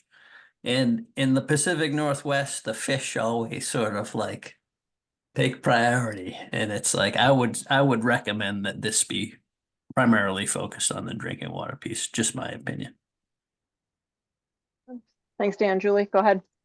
I will echo that. That's exactly what I popped on to say. It's that one of the problems I think that some water suppliers have is that they don't have coho or salmon or a listed species within these super small watersheds, where especially the small ones that don't have, you know, big streams but can have a big impact if they aren't managed correctly. So I would be nervous about giving extra points or extra weight towards habitat, because I do think that those fit into the other programs and have that, you can apply to those other programs and have drinking water as your secondary co-benefit. But if you don't have those, you can't even apply. So I just want to make, that would be my opinion on that. Yeah, thanks for that. Let me ask a question back, is if we don't include a criterion, and I think that makes good sense given the intent of the program, we could though ask a question. I mean, that is something that OWEB has done. We did this with post-fire recovery. We asked, I mean, tribal coordination was a kind of a consideration within the evaluation process, but we asked about equity considerations, and it's helpful to have some of that, those co-benefits captured more anecdotally as something that could emerge from a project, but without putting any type of criterion on it. So is that something that the RAC might suggest that OWEB considers as just an application question to get at some of that additional information, to Michelle's point, but without putting a thumb on the scale that would only benefit areas with some on it. I would support that. Okay. All right. And Renee, I think we could include that in the question that gets at the second climate-related evaluation criterion around resilient ecosystems. Yep. Okay. Perfect. Yep. And go ahead, and then Gabby. I just wanted to ask about I was just looking up that those climate criteria and just asking, since it's not in the application requirement, how do you think about, you're going to go about, is it going to be a question? And I noticed one of the things is asking about, long-term carbon sequestration or storage. So just thinking about that from a community perspective, kind of sounds technical to figure out, okay, does this forest meet, I mean, you could say, it's is it going to be like a technical level of assessment about how much carbon sequestration is provided, or I'm just trying to think that through from an applicant perspective. Yep. Yeah, thanks. And Harzine, can you talk a little bit about some of the technical support materials that were created? It's a great question. And we're looking much more qualitative right now with these evaluation criteria related to climate. And we have a great set of resources on OWEB's website that really answers these questions for the applicants. And we'll be sure to include that in the webinars, and also I think we're putting those in the I button links as well with our other grant applications. So it's really these have been developed really for the applicants to just kind of walk hand in hand to get at the responses here with the climate criteria. Thank you. Thanks, Anne. Gabby, go ahead. All right, just trying to get my mute. All right. I was looking at the bullets under 7, and I kind of feel like there's maybe a bit of, I think I see the direction it was going in, but I feel like A and B are on one thing and C is maybe conflated in there. And I'm wondering if it makes sense to pull 7C into its own separate bullet to kind of emphasize or pull out some consideration for a community's vulnerability or access to other funds, and how that is its own consideration separate from limitations within the actual water availability versus limitations of the community's ability to solve those on their own rates, if that makes sense. Yeah, and I think these were bundled, Audrey, just because this was kind of how we started the bundling earlier with getting at the community considerations. But I think it's a good question. Yeah, and I know a lot of the earlier discussions around just eligibility criteria were around a community's population or economic disadvantages. And I feel like that could maybe be brought up as a more prominent evaluation criteria to prioritize these funds for communities that don't have access to other funds. Like Julie mentioned, maybe they don't have endangered species within their watershed, and this is their primary source for that funding. And in my mind, I believe that should be one of the primary purposes of this grant program, and pulling that out as a strong evaluation criteria helps formulate applicants so that they can focus their applications on their water users population as well. Yeah, so any concerns from or different thoughts from other RAC members? I don't know, Michelle, were you raising your hand in response to that? Looks like not. Another one. So just Gabby's idea of separating out, any feedback on that or concerns?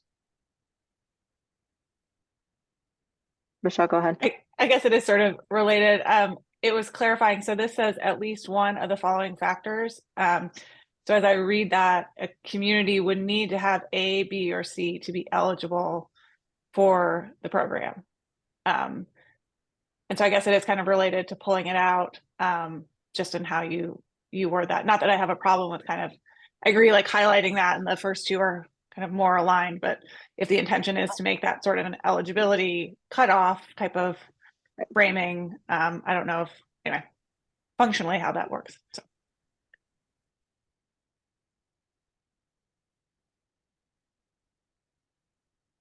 Yeah, and I had forgotten about the piece. Thank you, Michelle, for that reminder. Because I think we had pretty robust conversations about we need to create enough flexibility across those three that folks could have entry to the program. Okay, so let's ponder that a little bit more, Audrey. Yep, and Gabby, go ahead. I was going to suggest actually to maybe pull back in, because those first two bullets focus on sufficiency and kind of water quantity, and maybe the C could point back to the source water assessment, or kind of some of the other bullets where it's like risk or threat of pollution or damp, what's the word that we use? Potential sources of pollution. I guess I don't know. I'm almost wondering if 7 should mirror more of 1, like significance of the acquisition to these sufficiency challenges rather than must have 1. Although I'm also curious if there is any surface water source in the state that is not affected by sufficiency challenges given the allocations. Okay. Daniel, go ahead. Yeah, that's what jumped out, Gabby, what you were saying. I was gonna kind of say the same thing, where if we're identifying, what the demonstrated needs are, we should include water quality and risk to water quality in that must have one of these impacts, or one of these concerns. Okay. And I'll leave it up to you on how you specifically write that language. Yeah, so we'll give some thought to those interconnections and refining the language to get at, yes, one or more of these as it connects back to the entire premise of the program. Yeah, Michelle, go ahead. Sorry, and I forgot to mention as part of that comment, the phrase, if it is going to be a kind of an eligibility requirement, that phrase disadvantages experienced by the water users is pretty broad. Anyway, I don't have a suggestion, and guidance can further refine that, but your idea earlier pointing to kind of EJ mapping or criteria of the state, anyway, so maybe linking that to something else, particularly if it is kind of that eligibility piece. Yeah. I think I've seen like an expression of like, community vulnerability or, in other grant proposals. So there might be some language would be just work better on that. Okay, thanks for that, Anne. All right, so Audrey will plan to spend some time thinking through this sub 7. Yeah, and my one quick thought, this piece that's focused, the C that's highlighted, I do really like the idea of pulling it out and finding a way to just have it separate. So it wouldn't, even if we pulled it out as an eligible or as an evaluation criteria, it wouldn't mean that it wouldn't exclude user or water systems that don't meet that. It would just highlight it, like Gabby said. Anyway, I'm not sure if I phrased that well, but my mind is turning, and I like where this is going. So thanks for all this feedback. Gabby, go ahead.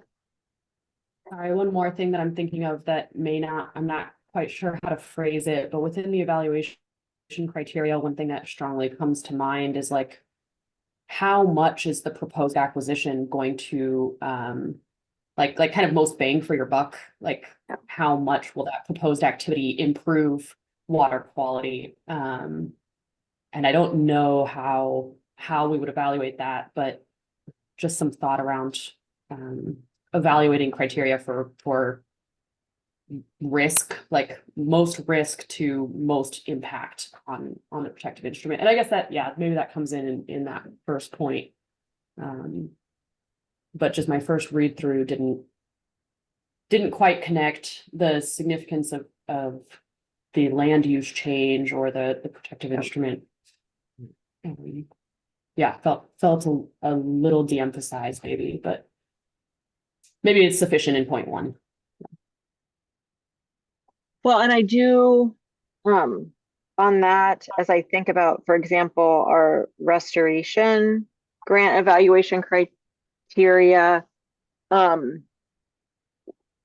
we have something that generally gets at, Gabby, in the same way that you're saying we needed to get at this, but as we then translate that into the technical review process, we have what are affectionately known as bubble diagrams, and it's like it says in more practical terms, like these are the constellation of things that you as reviewers need to be thinking about. So I think we can flag that, Audrey, to be thinking through in all of the program development guidance, but I do think we'll take a look back to see, is there more that we could say to really make that piece pop better, Gabby? Okay. Other comments on evaluation criteria?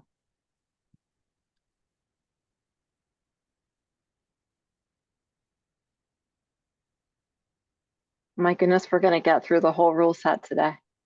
This is exciting. I do want to bring up Kristen's comment again, and Yep. maybe Julie and Gabby might have feedback, though we've been talking about this question a lot, but Kristen just did mention that wanted to check sufficiency for word choice here, and if that fits, is trying to get away from capacity, because we were talking about human capacity. So we want to talk about basically how's the water system doing. So if there's feedback on that word choice, we'd appreciate it.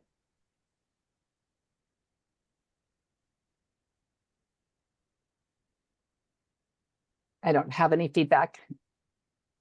Seems to be the intent is clear. Thank you. Same, yeah, I think it's sufficient there, and particularly calling out seasonal variations.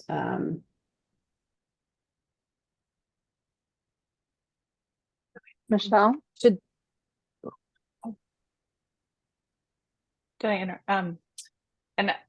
The language from the application section, I would point out the consistency piece. It says whether there are seasonal variations in the number of users and the impact that has on the water system, I'm wondering about. And then whether drought or low water supply has impacted the water system. So I don't know. Maybe kind of mirroring some of that language. Yeah. So anyway, raising that again. And I think that's a good challenge for us, Michelle, to think through, like, is something that's articulated slightly differently warranted because application requirement is intended to be a first filter? And if not, then it should be the same. But if so, then maybe figuring out then how do you get to that finer resolution in the application, or sorry, rather in the evaluation criteria, to show how folks really need to bring their best game within application content. Okay, Julie, go ahead. just two things. So when we're talking about in that 7A seasonal variations, are we also talking about seasonal variations of flow, or is that captured in the drought conditions or low water supply bullet? I think the latter statement. Yeah. Okay. So this is specifically about number of people drawing from the system. Right. And this is about how's the water supply. Okay, so that would be captured. And then I wanted to just raise it as a question in number 9. We talk about enhancing drinking water quality. Should that be quality or quantity. There it is. Mhm. Oh. Yeah. Thanks for that catch, Julie. Yeah.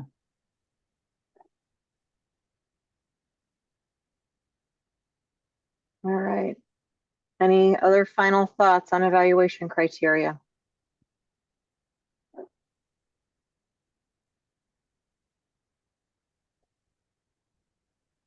Okay. I think one thing to maybe that's worth bringing up here, that a question I have, and just a flag that we may not have answers today, but I recognize that OWEB staff might need to talk a bit about materials for program guidance, technical review team materials, of how this section talks to the first grant cycle exception section. So that is something that we're aware of. So I don't know that that's something that we put in to rule here, or something that we work through with technical review team guidance, but that is something we're aware of. Yeah, thanks for flagging that, Audrey. And I think that's worth a conversation when we're having DOJ review, just so we don't run the risk of a disconnect if we don't flag it.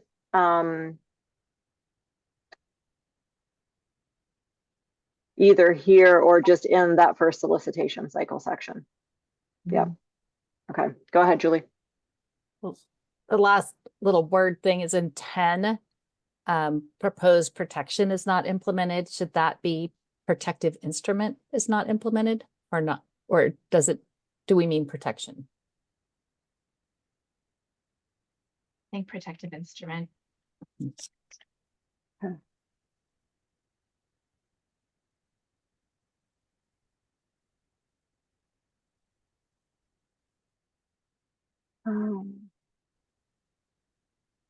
Yeah, Steve, so in terms of the 7A, B, and C, those we're aiming to get at some of the expectations that were articulated in the legislation, and it's not an exact crosswalk to it, but aiming to get that in concert with feedback from this group about there are nuances to how demands, like user demands, look in terms of seasonal differences, and then some of the flow considerations. So I think, and then the other part, as we were talking through it, maybe, I don't know if that was meeting 2 or 3, that it would be a tough situation for a water provider or water supplier to meet all of those. And so I think just the reality check for our program of, if we are trying, because of the legislative language, to get at some of these priorities to address with this funding, how do we do that in a way that isn't creating a bar that's way too high for folks to even be able to get in the door, if we don't have it be limited to at least one of those characteristics? But others, feel free to chime in terms of the rationale for inclusion of those pieces.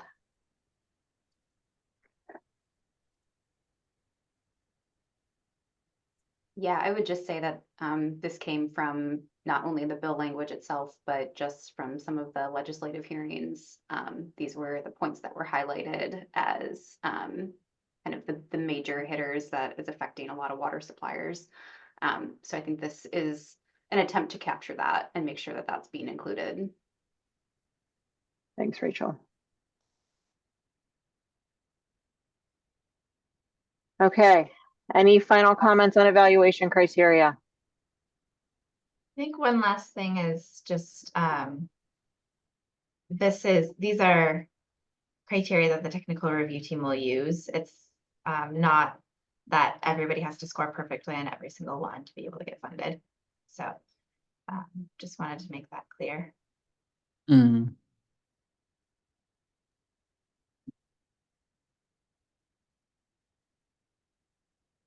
Okay.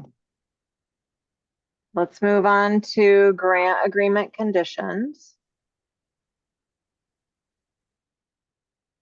Hartstein, is this an area where there's any value to describing kind of typically what's in this for other programs, and why we've gone the route that we have with highlighting some of the key pieces here that might be unique to this program? Yeah, I mean, I guess kind of similar to the application requirements, just calling out that this is unique with this program, and just making sure that this is sort of front and center for people as you're considering applying for a grant through this program. Yeah, thanks for that. So this is really to put folks on notice of some of those expectations, and we do include the including but not limited to language, knowing that there could be other project specific issues or questions that come up that require an additional condition within the grant agreement. And go ahead. I was just, I don't know if this is the place to mention it, but I'm realizing now that, you know, there is no application requirement or anything that is something like a resolution from a board or anything like that, that basically demonstrates a commitment to follow through on these kinds of things. And I just wonder if that would be an important thing that's just delegated to whoever is the person who's signing it on behalf of a water district. But it's just a thought. Yeah, thanks. And I would say, so we include grant agreements within our grant applications within ultimately our grant agreements. And so the expectation is if you committed to doing these things, you'll deliver on them. I think your point though is a valid one of just have the necessary trap lines been run. I know that we had the language about the partnership and like a formal documentation of that. And it would be interesting, I guess, Julie, with the clean water SRFs, is that level of commitment, like via a resolution, required? I think it is, but Anne may know better being through the process. It is required for the drinking DEQ SRF, but that's a loan. So it's like taking on a financial commitment. But what I guess I'm just thinking about here is this is actually a commitment to, and so, for example, you could just imagine 3 years from now, 4 years now, if you have an elected board for a water district or a city or whatever, and it's totally different people, they don't remember the requirements or whatever. Something like a resolution could serve to say, oh, we agreed to this, or and maybe just signing the agreement that has all those criteria is adequate. But so I only have the experience with the SRF, so maybe others have some other ideas on it. Okay, yeah, thanks for flagging that, Anne. And I think it's I do think that certainly the GA would be kind of the grant agreement would be the basic commitment, but I think it's probably worth maybe a check-in with Department of Justice about that. Julie, go ahead. I just had one thought as I was thinking about this is we've been trying to change our language a little bit to refer to, instead of a long-term or a management plan, for a resource stewardship plan. And I don't know if it's worth considering changing that language throughout. But I just wanted to flag that in the timber industry, a management plan is very often for how do you extract the most economic value. And so making it very clear in distinguishing that it is a resource stewardship plan might be worthwhile here. Interesting. Okay, thanks for that. Maybe to Michelle and Daniel and John and Robin, like as you think about kind of terms of art and the land trust or conservation world, thoughts about that proposed change that Julie just flagged?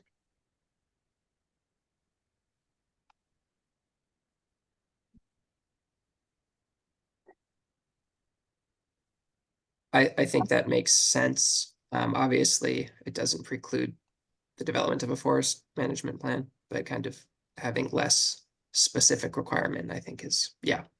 Like Anne saying, you know, the lingo itself doesn't change what people are gonna produce. Yeah. I think just to be consistent with the language in the statute does say management plan. Okay. So I want to make sure that our language matches Got it. what is being Yes. asked for and what was the expectation at the time of the legislation. And stewardship plan sometimes can be considered to be more about and this is completely up to the decision of and the intent. So we might want to look back on that as to what was discussed at the time, but there is a difference sometimes between the ongoing stewardship of a resource versus active management. And so I think we need to look at that a little bit more before we just make a terminology change. Yeah, thanks for that reminder, Robin. I had forgotten about that piece. Super helpful. Okay. Yep. So we'll do a little re-listening, Julie, on that one. Okay, great. Dan Brown, go ahead. This could be a nothing burger, but I want to just kind of ask Julie as well. I don't know on the timing, like when somebody gets a revolving loan fund, I don't know if that upfront comes with loan forgiveness or if that's something that they need to request. And the only issue I'm raising is what if, you know, if I was a community, I'd be going for everything possible, right? And so if you request loan forgiveness and you also are trying to use this grant to pay back a loan and you get them both, then kind of what might happen. And the loan forgiveness for at least for the clean water SRF program is not allocated or announced until basically loan signing, and it depends on if principal forgiveness is available at the time when the loan is finalized. So our program does not guarantee or, you know, suggest a certain amount of principal forgiveness until the very end of the process. So I guess it's just something to maybe think about, like if a community is lined up to get this money to repay a loan and they also get loan forgiveness, then, you know, yeah, you get it. We don't want to double dip. Yep. Well, yeah, I mean, I would suggest, given the limitations on the OWEB funding, I would suggest they use the loan forgiveness and save this money for another priority space. But I don't know that there's a way to capture that in rule. Right. I think it would be more in this kind of grant agreement condition space. That's what sort of made me think about it. Like, have something in there that says, oh, and by the way, if you happen to get a loan forgiveness, then go for that. And I don't know. I don't know I just wanted to mention that. Yep. Great catch, Dan. Thank you. All right. So just a second, Michelle. John Wickersham, I know you had your hand up earlier. Anything to add about the management plan? No, nothing to add. Okay. Yep. Thanks. Michelle, go ahead. I had one piece, but just understanding at least the way I was conceptualizing it, that so Port Orford will receive loan forgiveness for their clean water SRF, but will also seek grant funds to pay off that remaining portion of the loan. So, and I think the rules are contemplating that. So, Dan, I just want to make sure I was understanding your comment. Was that scenario is not one that should be? No. Okay. No, it was, if they need both, great. I don't know the details. I was just thinking if they owed, just for sake of conversation, $500,000 and they got loan forgiveness for $500,000 and an OWEB kind of grant for $500,000, they don't need them both, right? I see. Oh yeah. Okay. Sorry. But if they do need them both, that's a whole nother, yeah. I was just making sure I was tracking. And then my kind of just smaller question is, in one, it says in all cases for acquired lands. And I'm curious what was meant by acquired lands and if that's trying to get at the acquisition. Anyway, that terminology I wasn't quite tracking. So. Yeah, and Robin, that is to help me remember, that is to differentiate, because in a case of like an equitable servitude, a long-term management plan might not be needed. It matches the language from the statute and references acquired. And we mean it to mean in all fee acquisitions, a management plan is required. That's typically the reference to an acquired land. So we can change it for clarity to state fee acquisition.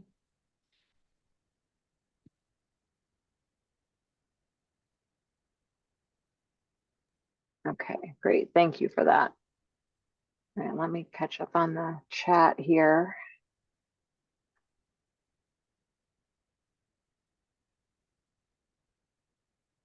Yeah, thanks, Anne and Daniel, for that exchange. We'll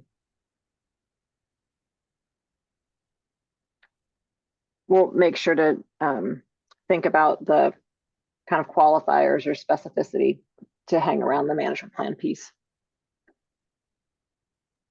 Would it be helpful to look back at our management plan definition real quick? Yeah, I was just looking there. I think that'd be a great place to add the water quality language. And then Renee, just time check, it's 11:30. Thank you.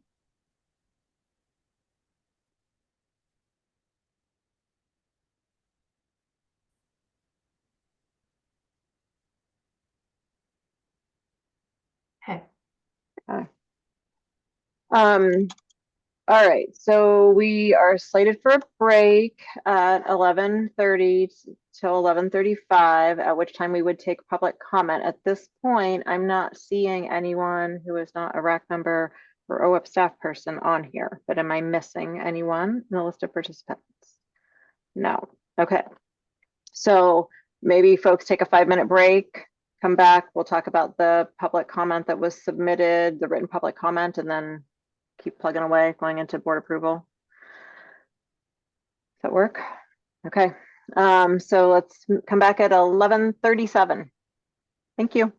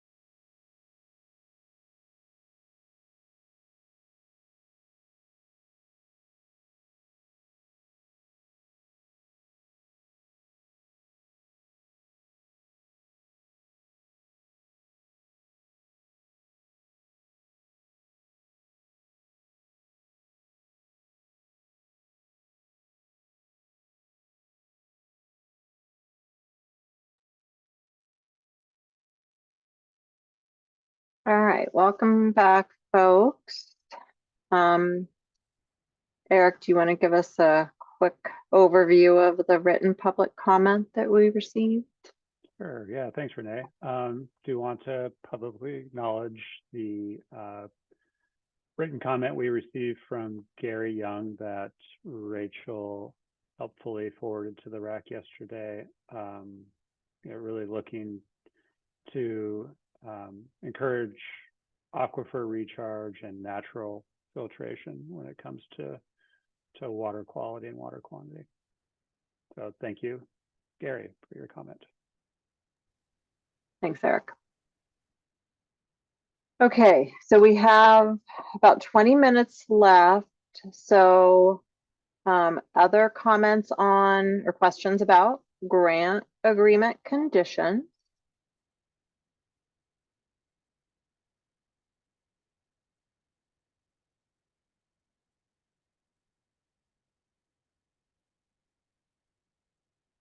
Okay, hearing none. We'll move to board approval and delegation of authority. And so this is an example of a section that we've sort of borrowed from other land transaction rule set. So one, when we have funding conditions within an application for drinking water source protection, instead of needing to go back to the full OWEB board, which only meets quarterly, to check and confirm each one of those conditions has been met, then the authority is delegated to the director to confirm that the funding conditions are being satisfied, and then laying out that there will be a process by which a determination is made of which conditions must be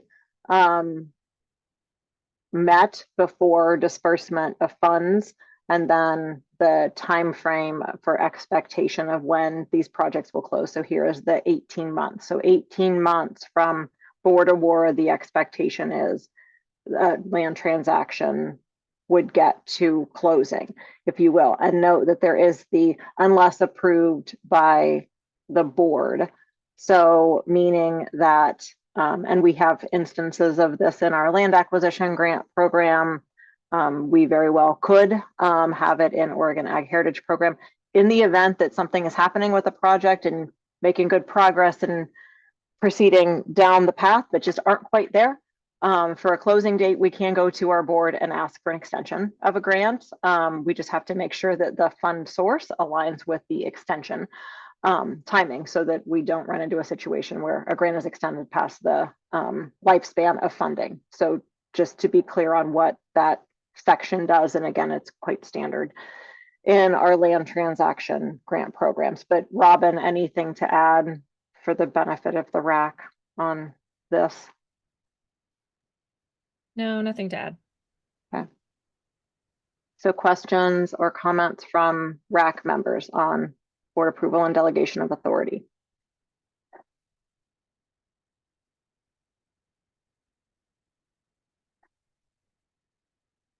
Okay. Hearing none there. We'll go to public comment on grant applications. I believe it was Kristen who suggested an edit.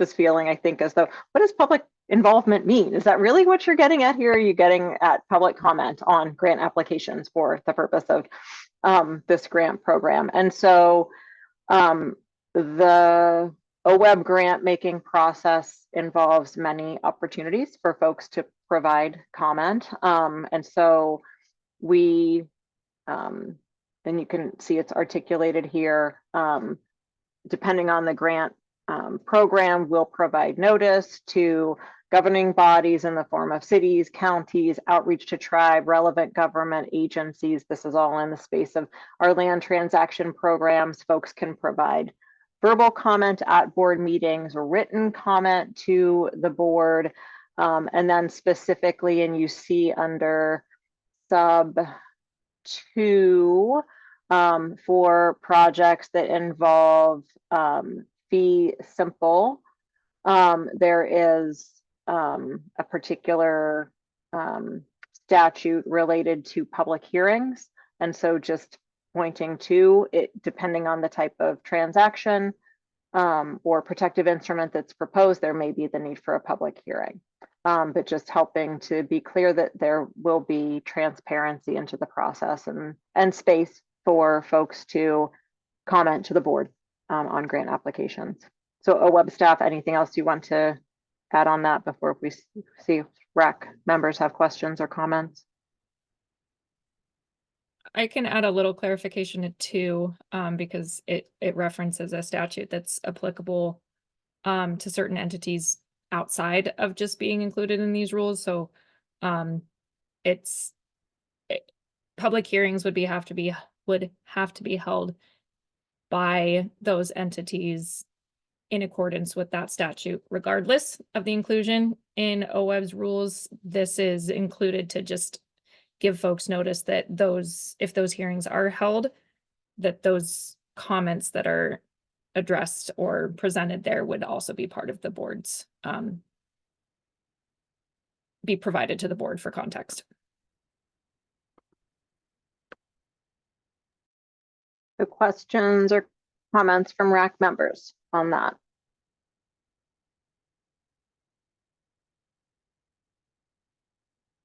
Okay, seeing none. I'm sorry, I have one. Okay, go ahead, Ann. Which is just, I'm just trying to think about how public comments fit into, the grant evaluation criteria, because it sounds like the evaluation criteria is the staff, and then the staff makes recommendations to the board. So is it considered that the board will also have an understanding of what the application criteria are as well? Or it just I'm just wondering kind of how those public comments fit into criteria in the end.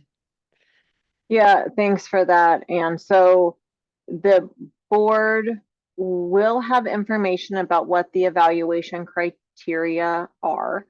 They will not be dissecting it. That's why we have technical review processes and due diligence contractors to help us with that. They can't dive into each and every one of these, but they will understand the kind of criteria by which applications are reviewed. In terms of public comment, so for example, I'll use the reference that we made to the ORS 271. So in some instances in our land acquisition grant program, we will hold a public hearing if there's a fee simple acquisition on which OWEB would hold a conservation easement. We actually, as an agency, hold a public hearing. In those instances, the summary of the public input that we received is actually packaged up and described as part of the overall evaluation for that project.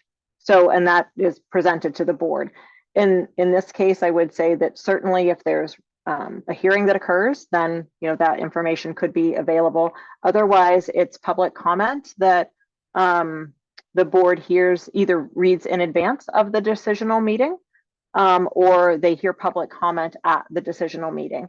And I don't want to say it's that there's an evaluation criterion on it, but if there is a comment made in strong support of an application, certainly that could underscore the reason why the board would fund something potentially, or if there is concern expressed, there might then be questions to OWEB staff about are we comfortable with the community outreach that occurred as part of a proposed project that's come into this program. So I don't want to describe it as like an evaluation criterion very specifically, but certainly could it be part of the board's calculus as they're deliberating on funding for a project? Yes, if public comment is received. So did that help answer that or not? Yes, it did. I just was kind of trying to think about it in the big picture of this program. Thank you. Yep. All right, any other comments or questions about the public comment section? Okay, so actually I'm going to do a process check. We have distribution of funds and we have 13 minutes and we need to talk about a next RAC meeting. So do we want to jump in and try to get through distribution of funds, or do we want to hold that and the few remaining sections to the last RAC meeting. And I guess Eric Harstein, I would probably look to you as our rules coordinator. Thoughts? Well, I'm trying to gauge people's energy level right now after nearly 3 hours on Zoom. So my suggestion would be to stop now and maybe go into next steps. Steve, we can't extend and finish today because what we'll need to do is get through this whole rule set and then come back to you all at that 6th meeting. I'm sorry. Yeah, Julie, go ahead. I might suggest that you just ask if people that have reviewed these sections have any really high level things that you guys need to consider for next time so that we can finish it.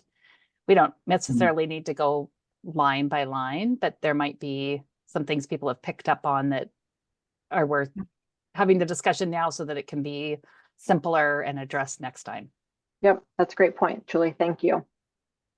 So for those of you, I think probably especially some of the land transaction folks, as you look at the distribution of funds, compliance and enforcement, subsequent conveyances sections, any things that jumped out at you as questions, areas for discussion?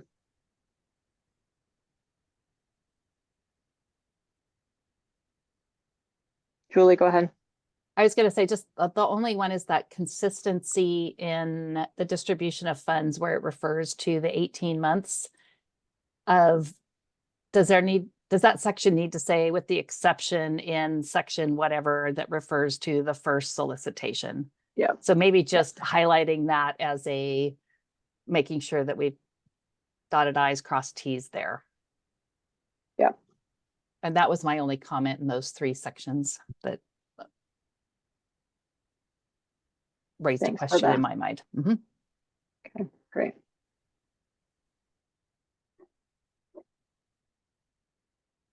Feedback from others.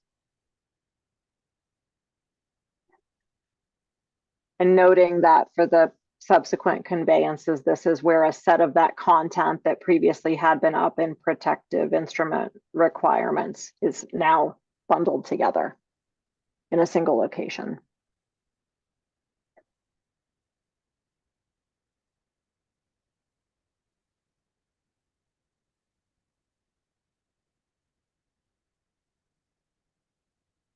Okay, hearing none. Michelle, go ahead. I'm trying to think through this. And Robin, maybe you're the one. I'm trying to think about assigning a deed restriction. I guess you could assign an equitable servitude. I'm not sure if that, anyway, that is something I'm trying to think through on the fly, and I don't quite have it in my brain whether that language works for interests other than conservation easements and fee acquisitions. So does number 2 help with that, Michelle? Here we talked about those specifically, fee simple and conservation easements being assigned to eligible applicants or eligible holders. Or yes, it does clarify that piece of it.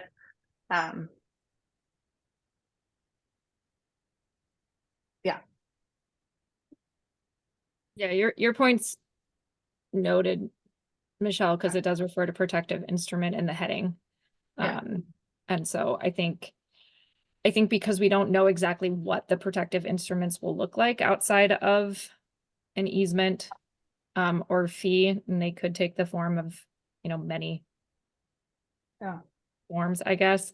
Right now, I think we'd rather leave that to be inclusive because we do mean pretty much anything that can be assigned legally or transferred needs to follow this requirement. So we'll note it and have the conversation with DOJ as well, I think would be the best direction forward on that. Thanks. Thanks for that, Michelle. Other comments or questions?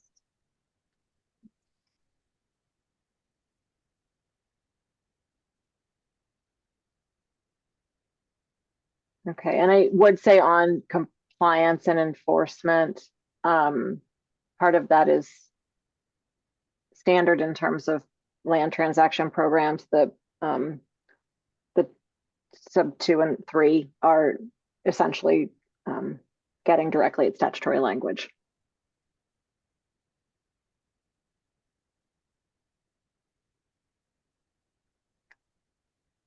Okay, so hearing none and knowing that for these last 3-4 sections, that was a pretty quick look. So if you have questions or feedback, feel free to reach out to OWEB staff on that.